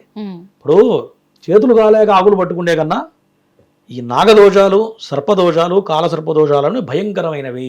అంటే ఇవాళ ఏదో భయపెట్టాలనో చెప్పడం అయితే చెప్పట్లేదమ్మా. నేను ముందుగా చూసుకుని గనక నేను చెప్పి ఇటువంటివి ఆచరిస్తే ఈ రకమైన ఇబ్బందులు కలగకుండా ఉంటాయి. ఎందుకంటే అనుభవంలో ఈ నాగశాస్త్రంలో ఇట్లా ఎంతో మంది చూశాను నేను. ఇది భయపెడుతున్నట్టు కూడా కాదు గురువు గారు, ఎందుకంటే ముందుగా మీరు చెప్తున్నారు, అంటే మీరు ఏదైనా లోపం జరుగుతుంది మీలో అంటే ఫస్ట్ మీరు సందర్శించాల్సింది గురువు గారిని సందర్శించి మీ జాతక ప్రకారం ఏముంది అని తెలుసుకొని దాన్ని పరిష్కారం వెతుక్కుంటూ వెళ్తే అన్ని శుభాలు జరుగుతాయని మీరు చెప్తున్నారు. అది భయపెట్టాల్సినంత ఇది కూడా కాదు, భయపడాల్సినంత ఇది కాదు, అది ముందుగా తెలుసుకోవడం. ఈ మధ్య ఒక అమ్మాయి నా దగ్గరికి వచ్చింది. అమ్మాయికి 43 సంవత్సరాలు. మెడికల్ రిపోర్ట్స్ పట్టుకొని కనపడని డాక్టర్ అందరి దగ్గర తిరిగి వచ్చింది. వచ్చిన తర్వాత నేను నాగప్రతిష్ఠ చేయమని చెప్పి చేసింది. భర్త కోపిష్టి. కార్యక్రమానికి వచ్చిన తర్వాత వాడు వెనక్కి వెళ్ళి బూతులు తిడుతున్నాడు భార్యని. సరే ఏడుస్తూ వచ్చి అట్లా కార్యక్రమం చేసుకున్నా, అయినా సంతానం కలగలేదు. ఎందుకు కలగలేదంటే వాడు మనసావాచక్రమణ భర్త ఒప్పుకోవట్లేదు, వాడు తిడుతున్నాడు వెనక్కి తీసుకెళ్ళి భార్యని. ఏడుచుకుంటూ కష్టం మీద ప్రతిష్ఠ చేశాడు, పని కాలేదు. ఎందుకు కాలేదు గురువు గారు నన్ను అడిగింది. అవునమ్మా నువ్వు చేసింది పొరపాటు కదా, మరి దీనికి ప్రాయశ్చిత్తం ఏంటి? సుబ్రహ్మణ్య మంత్రం తీసుకుని జపం చేయమ్మా అని చెప్పా. సుబ్రహ్మణ్య మంత్రం ఇచ్చా. సుబ్రహ్మణ్య మంత్రం తీసుకుంటే నాన్ వెజిటేరియన్ తినకూడదు, ఎగ్ కూడా తినకూడదు, అబద్ధం ఆడకూడదు, దొంగతనం చేయకూడదు, ఈ నియమాలు చెప్పా. సరే గురువుగారు చేస్తానంది, తీసుకున్నది, ఉపాసన చేసింది. 3 పిల్లలు పుట్టారు. 43వ సంవత్సరంలో 3 పిల్లలు పుట్టారు. డాక్టర్కి ఈ సంవత్సరం దాటిందంటే నీకు సంతానం కలగదు అని తెగేసి చెప్పారు డాక్టర్స్. ఫస్ట్ ఒక ఆడపిల్ల పుట్టింది, రెండోసారి ట్విన్స్ పుట్టారు, ముగ్గురు అంటే పిల్లలు ఇప్పుడు పుట్టారు. సుబ్రహ్మణ్యేశ్వర స్వామి మంత్రం తీసుకుంటే ఎప్పటికి కూడా నాన్ వెజ్ అనేది టచ్ చేయకూడదు, తినకూడదమ్మా. వాటి మహామంత్రాలు ఇవన్నీ కూడా ఎప్పటికి కూడా నియమ నిష్టలు ఉంటాయి. ఆ మంత్రం తీసుకుంటే నువ్వు 104 జ్వరం వచ్చినా సరే కనీసం 11 సార్లన్నా మంత్రాన్ని జపించాలి. స్నానం చేయలేని పరిస్థితుల్లో కనుక ఉన్నట్లయితే నెత్తి మీద నీళ్లు చల్లుకోనన్నా కనీసం 11 సార్లు మంత్రం జపం చేయాలి. లేదు మంచిగా ఉంటే తల మీద స్నానం చేయాలి, మగవాడైతే తప్పనిసరిగా తల మీద స్నానం చేయాలి, ఇటువంటివి తినకూడదు. అంటే ఇప్పుడు దీని మీద నాకు ఒక చిన్న డౌట్ వచ్చింది స్వామి. ఎందుకు అని అంటే ఇప్పుడు అమ్మాయికి సంతానం కలగలేదు కాబట్టి మీరు మంత్రం తీసుకోమని చెప్పారు, ఆ మంత్రాన్ని జపిస్తూ ఉంది, అంత నిష్టగా ఉంది, ఇప్పుడు ముగ్గురు పిల్లల్ని కనింది కదా. అంటే మన మానవుల గుణం పట్టి నేను ఒకటి అడుగుతున్నాను. ఎందుకంటే ఇప్పుడు నా కోరిక నెరవేరిపోయింది, ముగ్గురు పిల్లలు కలిగారు, ఇప్పుడు నేను ఆ మంత్రాన్ని పఠించాల్సిన అవసరం ఏముంది చాలా మంచి ప్రశ్న అని వదిలేస్తూ ఉంటారు. అవును, ఇప్పుడు అమ్మాయి అదే చేసింది. పిల్లలు పుట్టిన తర్వాత మంత్రం వదిలేసింది. అంటే ముగ్గురు పిల్లలను సాగలేక చేయలేక టైం లేదని చెప్తుంది. దానికి ఏం చేయాలి అంటే ఆ మంత్రాన్ని ఒక వైట్ పేపర్ మీద రాసి పారే నదిలో వదిలిపెట్టాలి. లేదు దానికి పరిహారం గోవు చెవులో ఆ మంత్రాన్ని చెప్పేస్తే చేయకపోయినా దోషం ఉండదు. ఓకే, మేము మంత్రం ఇచ్చేప్పుడు ముందే చెప్తాం, ఇది నియమాలు ఇవి, ఈ నియమాలు పాటిస్తూ చేయాలి, చేయలేకపోతే ఈ రకమైన రెమెడీ. ఆ మంత్రాన్ని వదిలేసి నాన్ వెజ్ తింటూనే ఉంటారు, అన్ని వాళ్ళు ఎత్తండి చేస్తున్నారు. ఒకవేళ వినకుండా అవే చేశారనుకోండి, అక్కడి నుంచి మళ్ళీ డౌన్ ఫాల్స్కి వెళ్ళిపోతారు, అనారోగ్య సమస్యలు వస్తాయి, పిల్లలకి ఈది బాధలు కలుగుతుంటాయి, ఇట్లా రకరకాల ఇబ్బందులు. అంటే ఇప్పుడు వైట్ పేపర్ మీద రాసి నీళ్ళలో వదిలేసి పారే నదిలో వదిలిపెట్టాలి. నీళ్ళలో అంటే చెరువులో మనం మూసీలో వదిలిపెట్టకూడదమ్మా, పారే నదిలో వదిలిపెట్టాలి. పారే నదిలో వదిలేసిన తర్వాత నువ్వు నీ ఇష్టం మళ్ళీ దండం పెట్టుకుని స్వామి తప్పు జరిగింది కానీ వాళ్ళ నుంచి వదిలేస్తాం, అందరం దండం పెట్టుకుని వదిలిపెట్టచ్చు. ఎందుకంటే మన మనుషుల వాళ్ళ మనస్తత్వాలను బట్టి నేను ఈ క్వశ్చన్ అడగాల్సి అంటే ఈ మంత్రాలు అందరూ చేయొచ్చు, బ్రాహ్మడేనే కాదు మిగతా అన్ని జాతుల వాళ్ళు కూడా చేయొచ్చు, కానీ ఈ రకమైన నియమ నిష్టలు ఉండాలి. మంత్రశక్తి ఎప్పుడు వస్తున్నాయా అంటే ఆ మంత్రానికి ఎన్ని అక్షరాలు అయితే ఉన్నాయో అన్ని లక్షల జపం చేయాలి. 10 అక్షరాలు అంటే 10 లక్షలు జపం చేయాలి ఖచ్చితంగా. అప్పుడు నువ్వు ఏదైతే ఆ దేవత నీకు ప్రసాదిస్తుంది. ఆ శక్తి రావాలంటే చేయాలి. బ్రాహ్మడికి ఎందుకు వస్తుంది ఈ శక్తి అంటే బ్రాహ్మడు చేస్తాడు కాబట్టి మాలాంటి వాళ్ళకి శక్తి ఉంటుంది. మేము నిత్యం ఉపాసన చేస్తాం కాబట్టి మా దగ్గర శక్తి ఉంటుంది. మా దగ్గర శక్తి ఉండబట్టే మీలాంటి వాళ్ళకి చేయడం వల్ల మీకు పని అవుతుంది. అంత తప్పు అదైతే నిజమే. ఎందుకంటే ఇప్పుడు చాలా మంది కూడా చాలా వ్యాపారాలు చేస్తున్నారు, రకరకాల వ్యాపారాలు. ఆ వ్యాపారాలలో చాలా పెద్ద పెట్టుబడులు పెడుతున్నారు, భారీగా పెట్టుబడులు పెట్టి ఎలా ఉంటుందంటే ఆ పెట్టుబడులు పెట్టిన తర్వాత ఆ కనీసం పెట్టిన పెట్టుబడి కూడా తిరిగి రాలేని పరిస్థితుల్లో అప్పుల్లో కూరుకొని పోతున్నారు చాలా మంది. అంటే వీళ్ళకు అంటే ఈ అప్పుల నుంచి బయటపడడానికి ఎలాంటి పరిష్కారాలు ఉంటాయంటారు? చాలా మంచి ప్రశ్న అమ్మా. ఒకప్పుడు కింగ్ ఫిషర్ విజయ్ మాల్యా ఉన్నాడు, మన కళ్ళ ముందే ₹1 కోట్ల సంపాదించాడు, ఫ్లైట్స్ నడిపాడు. ఇవాళ సోదిలో లేకుండా వెళ్ళిపోయాడు. అవునా? అంటే ప్రతివాడికి దశ దిశ 2 ఉంటాయి.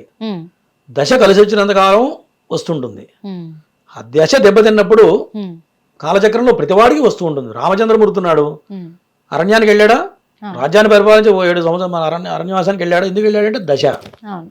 ప్రతివాడికి శని భగవానుడు అనేవాడు ఒక ఆయన ఉంటాడు, ఆయనే కర్మ.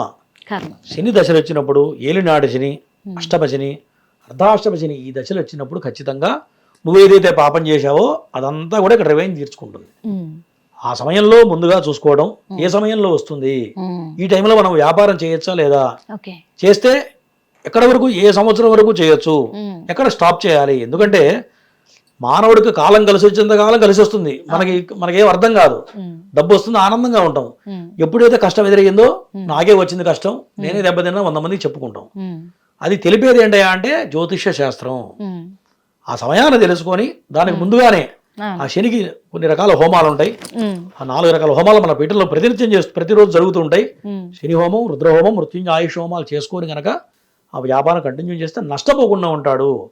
ఆ సమయంలో అసలు వ్యాపారమే చేయకూడదు, ఉన్నంతవరకు క్లోజ్ చేసేసుకొని ఆ 4 సంవత్సరాలు కళ్ళు మూసుకొని కూర్చుంటే ఇప్పుడున్న రోజులలో డబ్బులు సంపాదించుకున్నా పర్లేదు కానీ ఉన్నది నిలబెట్టుకుంటే వాడు కింగ్ అన్నట్లు లెక్క, అంతే కదా.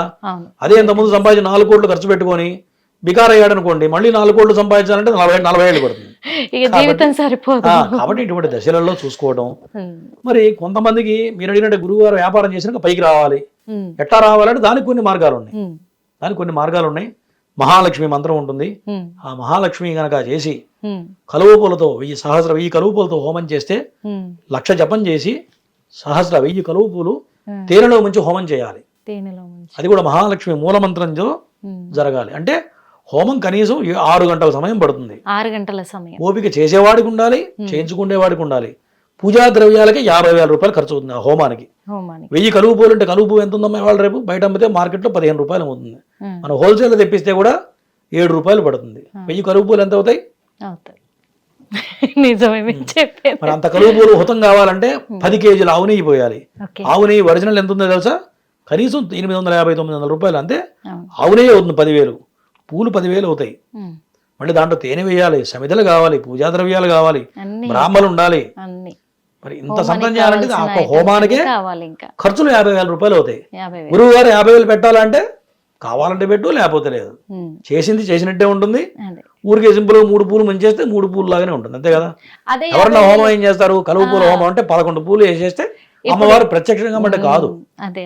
ఏ పూజ అయినా సరే దానికి ఒక ప్రమాణం ఉంటుంది. ఇప్పుడు 50,000 అనేది లక్షలు కూడా గుడ్డిగా వచ్చే పాటలు చెప్పిన మాటను నమ్మి పెట్టేస్తున్నారు. అలాంటప్పుడు ఒక 50,000 పెట్టి ముందుగా ఈ పూజ చేయించుకున్న తర్వాత బిజినెస్ లోకి దిగితే బాగుంటుంది. అంటే ఇవి మిరాకిల్స్ జరగాలంటే ఈ విధంగా చేయాలి.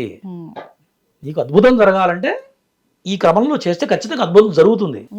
మేము చేసి చూపించాం, ఎంతో మందికి చేసాం. స్టిల్ మేము కూడా ప్రతి సంవత్సరం నేను చేస్తూ ఉంటా, ఎంతో మందికి చేయిస్తూ ఉంటా. ఒకసారి చేసిన వాడు అనుభవించిన తర్వాత వదిలిపెట్టాడు. అట్లా వ్యాపారంలో ఇబ్బందులు పడుతున్న వాళ్ళు పరిహారం కోసం చాలా మంది ఎదురు చూసే వాళ్ళు కూడా ఉన్నారు. ఇప్పుడు మాకేదైనా పరిస్థితి అంటే ఎలాంటి దారి దొరకబోతుంది, ఎలాంటి పరిష్కారం మేము చేసుకోవాలి? ఏ విషయాల్లో? వ్యాపారాలలో లాస్ అయిన వాళ్ళే. అంటే నేను ఇందాక చెప్పాను కదా, జాతకం చూడంగానే ఫస్ట్ వాడికి గ్రహస్థితి ఎటువంటి దోషం ఉంది. ఇప్పుడు మళ్ళీ వాళ్ళు మొదటగా నాగదోషాలు, కుజదోషాలు, సర్పదోషాలు ఉంటే వాడు దేశం మొత్తం తిరిగినా వాడు పైకి రాలేడు. నేను చెప్పే సత్యం. వాడు దేశం మొత్తం, వాడు మొత్తం క్షేత్రాలు తిరిగి వస్తే కూడా ఏదో కొద్ది గొప్ప దైవబలం ఉంటుంది తప్ప వాడు పడుతున్న ఇబ్బందుల నుంచి బయటపడాలంటే ఈ దోషం ఉంటే కాదు. ఎప్పుడైతే ఈ నాగప్రతిష్ఠ, ఆశేష బలి పూజ, నేను చెప్పే సుబ్రహ్మణ్య మహామంత్ర జపం కరెక్ట్ గా జరుగుతుందో వాడికి మిరాకిల్ జరుగుతుంది. కొంతమందికి మూడో రోజుకి ఫలితం వచ్చిన వాళ్ళు ఉన్నారు, 10 రోజులకు వచ్చిన వాళ్ళు ఉన్నారు, 30 రోజులకు వచ్చిన వాళ్ళు ఉన్నారు, 3 నెలలకు వచ్చిన వాళ్ళు ఉన్నారు. మరి గురువుగారు 3 నెలలకు వచ్చింది, 3వ రోజుకి వచ్చింది, తేడా ఏందని అడగచ్చు. అది వాడి కర్మ ప్రభావం. కాబట్టి మనసా వాచా కర్మణ నమ్మాలి, నమ్మకంతో చేయాలి. ఎటువంటి కర్మ ప్రభావం ఉన్నా సరే సంవత్సరం లోపల మాత్రం ఖచ్చితంగా వాళ్ళు ఏదైతే సంకల్పంతో చేశామో ఆ పని మాత్రం నెరవేరి తీరుతుంది. దాంట్లో సందేహం లేదు. ఫస్ట్ దోష పరిహారం చేయాలి. తర్వాత మీరు అడిగినట్టు వ్యాపారం కావాలనుకోండి, వ్యాపారానికి సంబంధించింది చేయాలి. అట్లా సంతానం కలగాలి, సంతానానికి సంబంధించిన అన్నిటి. ఇప్పుడు అన్ని రోగాలకి ఒకటే ముందు ఉండదు కదమ్మా. అంటే ఇప్పుడు సంతానానికి మీరు అంటున్నారు కాబట్టి నేను ఒకటి అడుగుదాం అనుకుంటున్నాను స్వామి. ఎందుకంటే చాలా సంవత్సరాలుగా కూడా సంతానం కోసం ఎదురు చూసే వాళ్ళు ఉన్నారు, అయినా కలగడం లేదు. కానీ అలాంటి వాళ్ళకి ఏమన్నా హోమాలు గాని పూజలు గాని ఉన్నాయంటారా? అవేమ్మా, ఇదే హైదరాబాద్ లో సంతానానికి ఒక 100 మందికి చేయించాను నేను. 100 మందికి. ఓకే, నీకు కావాలంటే ఫోన్ నెంబర్ ఇస్తాను, ఆఫీస్కి వస్తే డైరెక్ట్ వాళ్ళే మాట్లాడచ్చు. 100 మందికి సంతానం కలిగింది. ఒక అమ్మాయి అయితే అమెరికాలో ఉంటుంది. ఆయన అమ్మాయి అమెరికాలో ఉంటుంది, 9 సంవత్సరాలు పెళ్ళయింది. వాళ్ళ నాన్నగారు ఎంఆర్ఓ సరూర్ నగర్ లో ఉంటాడు. మరి గురువుగారు అమ్మాయి అమెరికాలో ఉంది కదా, చేసే సంతానం కలుగుతుందని అడిగాడు. నేను నమ్మకం ఉంటే కలుగుతుందని చెప్పా. చేశాను. నేనే కూర్చొని ప్రతిష్ఠ చేయించాడు. గురువు ద్వారా చేయొచ్చు. పిల్లలు అందుబాటులో లేనప్పుడు బ్రాహ్మణ చేత బ్రహ్మస్థానంలో బ్రాహ్మణ చేస్తే ఖచ్చితంగా ఫలితం వస్తుంది. అమ్మాయికి సంతానం కలిగింది. నేను తీసుకెళ్ళి ప్రత్యక్షంగా చూపిస్తే కావాలంటే. ఇటువంటివి నెంబర్ ఆఫ్ ఉన్నాయి. చెప్తే స్టోరీలు చెప్పచ్చు, రకరకాల స్టోరీలు ఉన్నాయి. అంటే నా అనుభవంలో ప్రత్యక్షంగా నేను అనుభవించినవి, ఫలితాలు వచ్చినవి, జనాలు చెప్పినవి నా అనుభవంలో వచ్చడమేమో చెప్పడం. అదే స్వామి. ఇంకొకటి ఏంటంటే ఇప్పుడు చిత్ర పరిశ్రమ వాళ్ళు కానీ, ఎక్కువగా రాజకీయ వ్యవస్థలో ఉన్న వాళ్ళు కానీ చాలా మంది కొన్ని వాస్తు దోషాలు నమ్ముతూ ఉంటారు. అయినా కానీ వాళ్ళు ఉన్న ఇంట్లో కూడా ఎక్కువ మన హైదరాబాద్ నగరంలో చూసుకుంటే రెంటర్స్ ఎక్కువగా ఉన్నారు. రెంట్కు ఉండే వాళ్ళు ఎక్కువగా ఉండి వాళ్ళ ఇళ్లలో అన్ని బాగానే ఉన్నాయి, అన్ని గదులు వాస్తుకే ఉన్నాయి, అయినా మేము చేస్తున్న పని ఎందుకు ముందుకు సాగడం లేదు అనే కోణంలో ఇబ్బందులు పడే వాళ్ళు చాలా మంది ఉన్నారు. మరి వీళ్ళకి ఎలాంటి, అంటే దేని వల్ల కలుగుతుందంటారు, ఎలాంటి పరిష్కారాలు ఉన్నాయంటారు? వాస్తుకు వచ్చేటప్పటికి వాస్తు శాస్త్రం చాలా అద్భుతమైన శాస్త్రం. మరి నాకు తెలిసిన వాస్తు పండితులు చాలా మంది ఉన్నారు. వాళ్ళు వచ్చి వాస్తు చెప్తే మినిమం 20,000 రూపాయలు తీసుకుంటారు. 20,000 కరెక్ట్ వాస్తు ప్లాన్ ఇచ్చి, నేను కూడా చెప్తూ ఉంటాను, ఏ దిక్కు కలిసి వస్తుందో ఫస్ట్ నిర్ణయించాలి. అట్లా చెప్పేవాళ్ళు వేళ్ల మీద చెప్పచ్చు. హైదరాబాద్ సిటీలో వేళ్ల మీద మహా ఉంటే ఒక 10 మంది ఉండొచ్చమ్మా. సశాస్త్రీయంగా వాస్తు చెప్పేవాళ్ళు మాలాంటి వాళ్ళు 10 మంది ఉండొచ్చు. ఒక ఇల్లు కొనాలంటే ఏ దిక్కు కలిసి వస్తుందని ఫస్ట్ నిర్ణయించుకోవాలి. ఇంటి యజమాని ప్రథమం, తర్వాత భార్య, తర్వాత ఇద్దరు సంతానం ఉన్నారనుకోండి, ఫస్ట్ తండ్రికి చూడాలి, తర్వాత భార్యకి చూడాలి, తర్వాత పిల్లలకు చూడాలి. ఎందుకు చూడాలంటే వంశానుక్రమంగా తర్వాత భార్య పిల్లలు అనుభవించాలి కాబట్టి ఈ ముగ్గురికి గృహవర్గం అనే ఒకటి ఉంటుంది. అంటే ఈ నలుగురికి ఏ దిక్కు కలిసి వస్తుంది, నెంబర్ 1 ఏది, నెంబర్ 2 ఏది, నెంబర్ 3 ఏది ఫస్ట్ నిర్ణయించాలి. గృహవర్గం అంటారు. గృహవర్గ చార్ట్ కనుక వేసినట్లయితే ఆ ఫ్యామిలీకి ఏ దిక్కు కలిసి వస్తుందో ఒకటి ఉంటుంది. తర్వాత ఆయాలు ఉంటాయి, సింహాయం, గజాయం, తురగాయం, 4 రకాల ఆయాలు ఉంటాయి. ఎక్కడ సింహద్వారం పడితే కలిసి వస్తుందో నిర్ణయించడం జరుగుతుంది. ఈ 2 నిర్ణయించాలి. తర్వాత వాస్తు లోపాలు లేకుండా గృహ నిర్మాణం చేయాలి. ఇదంతా చేయాలంటే మంచి వాస్తు నిపుణుడు కావాలి. ₹1 కోటి పెట్టి ఇల్లు కడతారు కానీ 20,000 రూపాయలు ఖర్చు పెట్టి వాస్తు శాస్త్రాన్ని చూపించడానికి వెనక ముందు ఆడతారు. ఇది సత్యం. సత్యం అది. నేను ప్రత్యక్షంగా చూశాను. మా గురువు గారు, మా నాన్నగారు గురువు గారు వాళ్ళు ఉన్నారు. మరి వాళ్ళు ఒక్కొక్క స్లాబ్ 20 అడుగులు పెట్టి కట్టిస్తే వాళ్ళు ఇవాళ ₹1,00,00,000 సంపాదించిన వాళ్ళు ఉన్నారు. వాళ్ళు చెప్తారు మీ గురువుగారు పెట్టారండి, నేను చల్లగా ఉన్నామని చెప్పేవాళ్ళు నేను చూశాను. మరి కారణం ఏందంటే వాళ్ళు ప్రత్యక్షంగా చెప్తున్నారు. కారణం ఏందంటే రూల్స్ పాటించారు కాబట్టి వాళ్ళు అద్భుతంగా ఉన్నారు. మరి 20,000 రూపాయలు వెనకాడి ఎవరిని పెడితే వాడిని పిలుచుకొని అదే యూట్యూబ్లో చేసి వాస్తు, ఇప్పుడు ఇంటి మేస్త్రి కూడా, ఇల్లు కట్టే మేస్త్రి కూడా వాస్తు చెప్తాడు. ద్వారాలు ఎక్కడ ఉండాలి, ఆగ్నేయమూలలో కిచెన్ ఉండాలి, నైరుతిమూలలో నమ్ముకున్నారు. అదే అమ్మా, ఇవన్నీ అందరూ చెప్తారు. ఈ బేసిక్స్ ఉన్నాయి. ఈ బేసిక్స్ చూసుకోవాలి. ఎక్కడ ఏం పడాలి. కొంతమంది హాల్లో గోడ కడతాడు. హాల్లో గోడ కనుక వస్తే గర్భం అంటారు, ఇంటి గర్భం అంటారు. గర్భం కొలతేయాలి. గర్భంలో కనుక గోడ వస్తే ఇంటి యజమానికి హార్ట్ అటాక్ వస్తుంది. అట్లా ప్రూవ్ చేసినవి చాలా ఉన్నాయి. మరి అటువంటివి చూసుకోవాలి.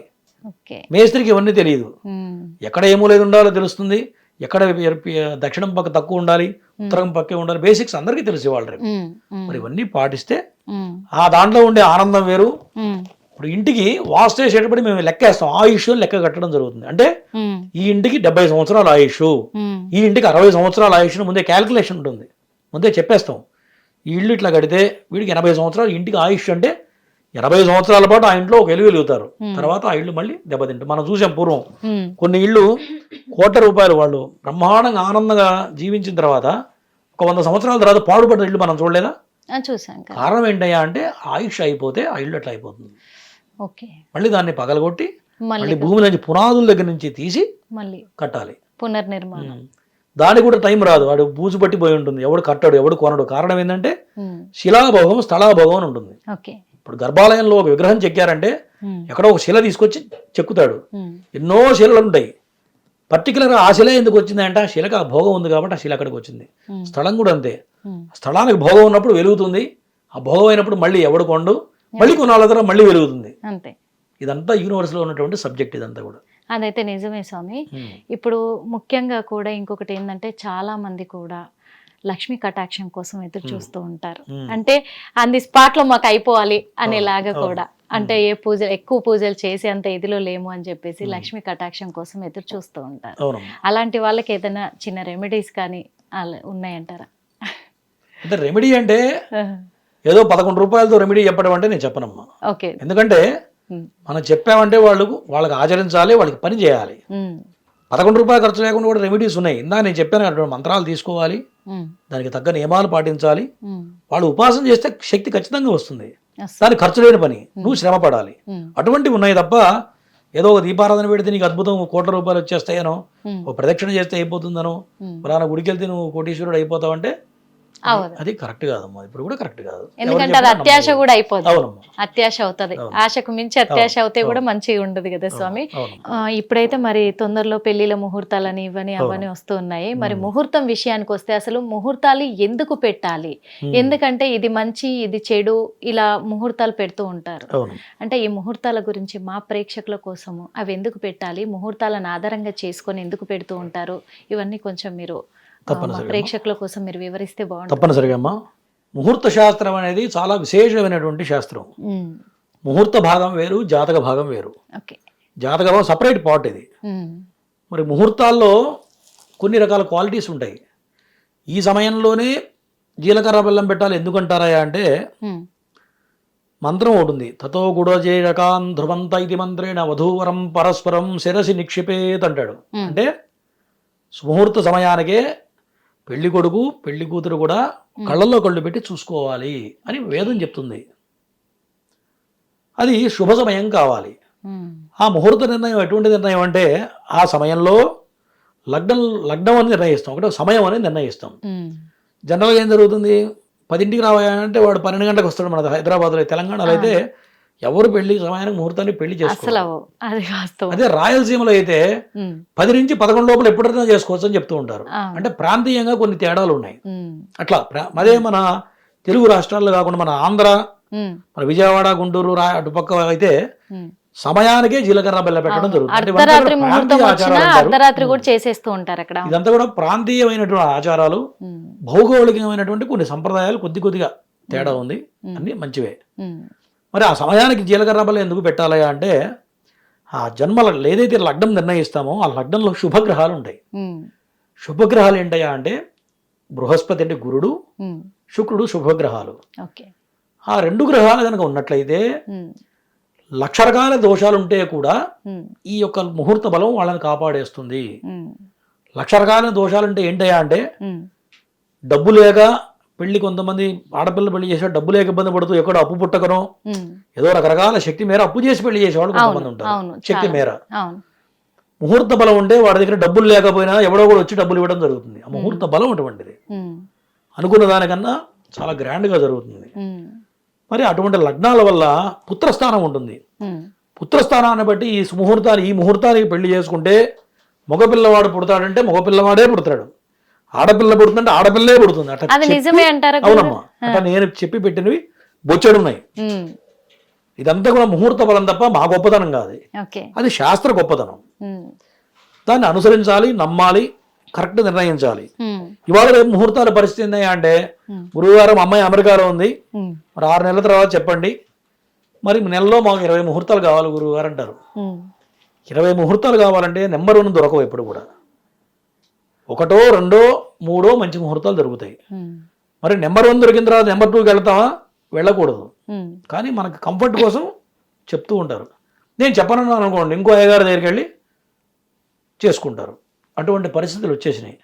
ఒకవేళ ముహూర్తానికి ముహూర్తం పెట్టినా కెమెరామెన్ ఆగు అంటే ఆగాలి, అంతే కదా.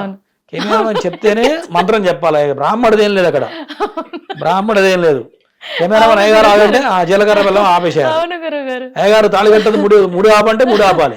ఆపేసి ఇంకొకటి ఇక్కడ పంతులు గారు మీరు మైక్ ముందర పెట్టుకొని మంత్రం చదవండి, నేను రెడీ అనేంత వరకు, మీరు కట్ అనేంత వరకు చదువుతూనే ఉండండి అంటారు. నీకు తెలియదు, మొన్న ఒక ఆయన పంతులు గారు కూడా కెమెరామెన్ చెప్పిందే మంగళసూత్రం కడుతుంటే వాళ్ళిద్దరి మధ్యలో పడుకొని తీస్తున్నట్ల కెమెరా పెట్టి. ఇది మరీ దౌర్భాగ్యం అయిపోయింది. ఎందుకంటే నిజంగా జరుగుతున్నాయి. అంటే ఆ మంత్రానికి ప్రాధాన్యత లేదు, బ్రాహ్మడికి ప్రాధాన్యత లేదు, కేవలం ఫోటోషూట్ కోసమే ఇవన్నీ చేస్తూ ఉన్నారు. మరి దానికి సమయం ఇవ్వాలి, ఆ మంత్రార్థం తెలుసుకోవాలి. మంత్రార్థం తెలుసుకోరు కనుక చేస్తే ఇందాక నేను చెప్పాను, వధూవరం పరస్పరం శిరస్సు నిక్షేపేదంటే వాడు కళ్ళల్లో కళ్ళు పెట్టి చూడగానే ఇటు చూడంటాడు కెమెరామెన్. అది చూసేది పాయ. ఆ మంత్రం ఎందుకు, బ్రాహ్మడు ఎందుకు, ఆ శాస్త్రం ఎందుకు? అంతే కదా. ఇది చాలా దోషం. అది తెలియట్లేదు జనాలకి, చెప్పేవాళ్ళు లేడు, చేసేవాళ్ళు లేడు. మరి కొంతమంది ప్రొఫెషనల్ కెమెరామెన్స్ ఉంటారు, వాళ్ళు చెప్పకుండానే న్యాచురల్ షాట్స్ తీసుకుంటారు. ఆ న్యాచురల్ షాట్ వాడికి చేత కాకపోతే వీడు పడుకొని మమ్మల్ని ఆపుతాడు. వాడికి ఫోటో తీయడం చేత కాదు, 1 నిమిషం ఆపాయారంటే మేము ఆపాలి. ఈ రకమైన పరిస్థితి, ముహూర్తాల పరిస్థితి ఆ దారుణం అయిపోయింది.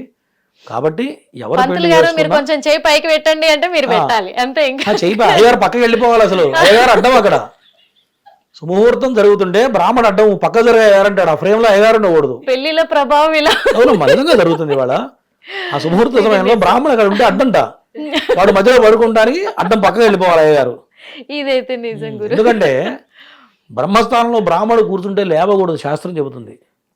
పెళ్లి కొడుకు పెళ్లి కూతురు సాక్షాత్ లక్ష్మీనారాయణ స్వరూపం అని శాస్త్రం చెబుతుంది. అంటే ఇక్కడ కుడిచేది ఒక చిన్న డౌట్ గురువు గారు, ఇది పెళ్లిల ప్రభావం అంటారా, ముహూర్తం ప్రభావం అంటారా, ఈ వీడియోల ప్రభావం అంటారా గురువు గారు? డబ్బు ప్రభావం అమ్మా.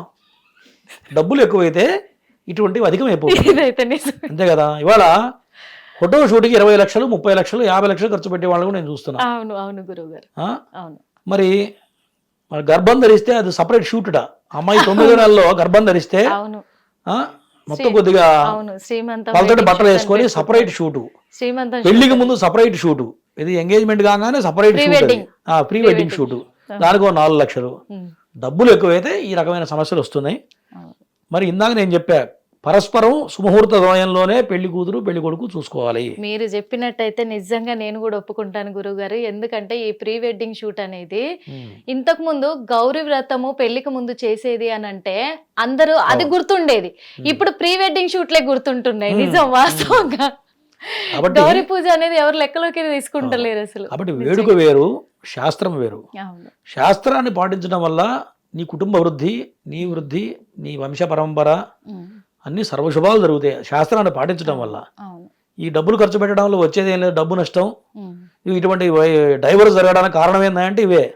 మొన్న మా శిష్యుడే వాడు ఉన్నాడు, పెళ్లి ముహూర్తం కుదిరింది, మా శిష్యుడికి ముహూర్తం కుదరలా. అమ్మాయి జారిపోతుందని భయం వాడికి. నీకు ముహూర్తం కుదరలేరా, నీకు జన్మ విపత్తారైందంటే వాళ్ళ అమ్మగారికి ఫోన్ చేసి చెప్తే, మీరు అరవబాగని గురుగారు, మీరు వద్దంటే మా అబ్బాయికి అమ్మాయి దొరకదు, ఏం చేయమంటారు, మరి అమ్మాయి దొరకకపోతే మావాడి పరిస్థితి ఏంది అన్నది. సరే అమ్మా నీ కర్మాన్ని వదిలేసాం. పెళ్లి చేసుకుని 8 నెలలు కలిసి ఉన్నారు, 9 నెలలు విడిపోయారు. ఓ పిల్లవాడు ఇప్పుడు చనిపోయాడు. తర్వాత భార్యాభర్తలు దూరంగా ఉన్నారు. కారణం ఏంటి? ముహూర్త బలం చాలా ఇంపార్టెంట్. ఇది ఎవడు చూడట్లా. అమ్మాయి ఉందా లేదా, అమ్మాయికి ఆస్తి ఉందా లేదా, లేకపోతే పిల్లాడికి ప్యాకేజ్ ఉందా, ఇదే చూస్తున్నారు. ఎన్ని ఆస్తులు ఉన్నాయి తప్ప సత్ప్రవర్తనలో ఉన్నాడా లేదా, మంచివాడా కదా. ఇప్పుడు భార్యను చూడడానికి ఎటువంటి లక్షణాలు కావాలి, సద్గుణాలు కలవాలి. భార్యను ప్రేమగా చూసుకోవాలి. వాడికి ఉన్నంతలో ఇంత పచ్చడి వేసి పెట్టినా ప్రేమగా చూసుకుంటే ఆ దాంపత్యం బాగుంటుంది.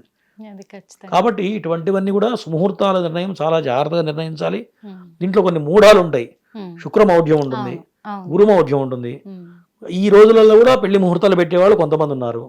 తర్వాత సోమ మంగళవారాలు పెళ్లిళ్ళు నిషేధము, అంటే సోమవారం కానీ మంగళవారం కానీ పెళ్లి చేయకూడదు. కానీ కొన్ని పంచాంగాల్లో ఇటువంటి అమెరికా సంబంధాల కోసం ముహూర్తాలు పెడుతున్నారు గురుగారు. నేను పెట్టకపోతే ఇంకోటి దగ్గరికి వెళ్తారమ్మా. ఇప్పుడు ఈ సోమ మంగళవారము పెళ్లి ముహూర్తాలు పెట్టకూడదు అంటే పెళ్లి ముహూర్తాలు ఉండకూడదని చెప్తున్నారు. ఈ విషయం చాలా మందికి తెలియదు. నిషేధం. సోమవారం ఎంగేజ్మెంట్ గాని పెళ్లికి గాని పెళ్లి చూపులు గాని సోమవారం మంగళవారం నిషేధం. ఎందుకంటారు గురుగారు?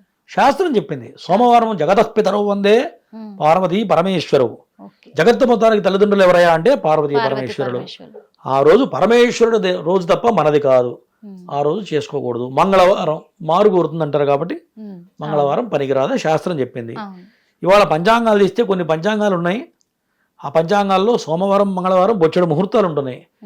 ఏమి తెలియని వాడు ఏం చేస్తాడు, అది పెట్టేస్తాడు. వాడికి తెలియదు ఇది సోమవారం పెళ్లి పెట్టకూడదని తెలియదు, వాడు పెట్టేస్తాడు. అదేంటే పంచాంగం ఉందిగా అంటాడు. ఎవరికి అవసరం? కానీ ఈ ముహూర్తాల గురించి, పెళ్లిల గురించి ఒక ఎపిసోడే చేద్దాం గురుగారు. కాబట్టి చాలా పెద్ద సబ్జెక్ట్ ఇది, చాలా పెద్ద సబ్జెక్ట్, రకరకాల డౌట్లు వచ్చినాయి నాకు. ఎందుకంటే ఇప్పుడున్న జనరేషన్ లో చాలా మంది చాలా వింత చేష్టలు చేస్తూ ఉన్నారు ఈ ముహూర్తాలకు సంబంధించి కూడా. అందుకు దీని గురించి సపరేట్ నేను ఎపిసోడ్ చేస్తాను. పెళ్లికి కొన్ని గ్రహాలు కొన్ని చోట్ల ఉండకూడదు, గృహప్రవేశానికి కొన్ని గ్రహాలు కొన్ని చోట్ల ఉండకూడదు, సీమంతానికి కొన్ని గ్రహాలు ఉండకూడదు. రజస్వల ఆడపిల్ల పెద్ద మనిషి అయితే కొన్ని రకాల దోషాలు ఉంటాయి. ఏ వారం పుడితే ఏ దోషం ఉంటుంది, మరి ఏ రంగు బట్టల మీద అమ్మాయి మెచ్యూర్ అయితే ఏ రకమైన దోషం ఉంటుంది. ఇట్లా క్షణాన్ని బట్టి నక్షత్రాన్ని బట్టి కొన్ని దోషాలు ఉంటాయి. ఏ సమయంలో అయ్యింది, దీనివన్నీ కూడా కొన్ని వంధ్యా దోషాలు అంటారు. దీనివల్ల రేపొద్దున ఉత్తరోత్తర వాళ్ళ సంతానం కలిగేటప్పుడు వివాహానంతరం ఇటువంటివన్నీ కూడా కొన్ని సమస్యలు ఉంటాయి. చెప్పేవాడు లేడు, వినేవాడు లేడు, ఆచరించేవాడు లేడు. నేను చెప్పినట్టుగా కులానికి ఒక సిద్ధాంతి వచ్చేసాడు.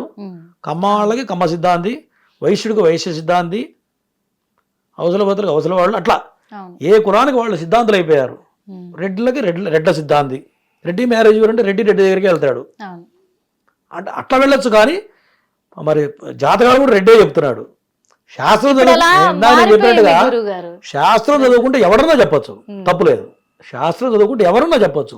నువ్వు దాంట్లో ఏబిసిడీలు చదువుకొని నేను శాస్త్రజ్ఞుడిని, నేను శాస్త్రం చెప్తామంటే ఇదంతా కూడా జనాలు మోసపోతున్నారు, జనాలు దెబ్బతింటున్నారు, దానివల్ల జనాలే నష్టపోతున్నారు. ఇదంతా విచక్షణ ఎవరికి కావాలి? వెళ్ళేవాడికి జ్ఞానం ఉండాలి, కొద్దిగా ఆలోచించాలి, ఎంతవరకు కరెక్ట్ చేస్తున్నాం, రేపు దీనివల్ల నా పిల్లలు ఎటువంటి ఇబ్బందులు పడతారని ఆలోచించుకోవాలి. డైరెక్ట్ గా అయినా ఇండైరెక్ట్ గా అయినా కానీ ఒక రకంగా చూడాలంటే డాక్టర్, ఒక మనిషి ప్రాణాలు కాపాడే డాక్టర్ కూడా శాస్త్రాన్ని నమ్ముతున్నాడు. దేవుణ్ణి నమ్మని వాడు కూడా రోజు గుడికి వెళ్ళే వాళ్ళని కూడా నేను చూసా. నా కళ్ళ ముందే దేవుడు ఎక్కడ ఉన్నాడు పంతులు ఉన్నవాడిని కూడా చూసా. అవును, చాలా. మరి వాడు రోజు గుడికి వెళ్ళేవాడిని కూడా నేను చాలా మందిని చూసా. ఉమ్, వాడికి టైం ఇందాక నేను చెప్పా, దశ దిశ వచ్చినప్పుడు దేవుడు గుర్తురాడు, ఉమ్, వాడు దెబ్బ తగిలినప్పుడు దేవుడు గుర్తొస్తాడు. అది. సహజం కదా మానవ లక్షణం అది. అది నిజమే. సంతోషంగా ఉన్నంతకాలం ఉమ్, ఆనందంగా ఉంటాం. ఎప్పుడైతే బాధ వచ్చిందో అప్పుడు దేవుడు కావాలి, గురువు గారు కావాలి.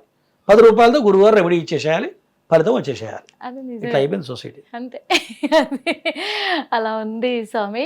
ఇప్పటి వరకు అయితే చాలా క్లియర్ గా కూడా చాలా క్లుప్తంగా వివరించారు చాలా విషయాల మీద, కానీ ఇంకా చాలా మిగిలిపోయినాయి.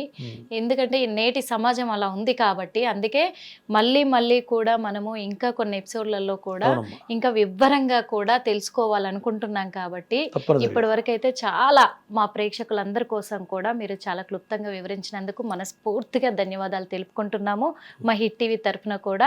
చూసారు కదా మరి ఇప్పటి వరకు అయితే, ఎందుకంటే ఏ పని చెయ్యాలన్నా, ఏ బాధల్లో ఉన్నా, ఆఖరికి సంతానం విషయమైనా, పెళ్లి విషయమైనా, వ్యాపార విషయమైనా, ప్రతి ఒక్క దాంట్లో కూడా కర్మఫలాలు అనేటివి ఉంటాయి, సర్పదోషాలు అనేటివి ఉంటాయి.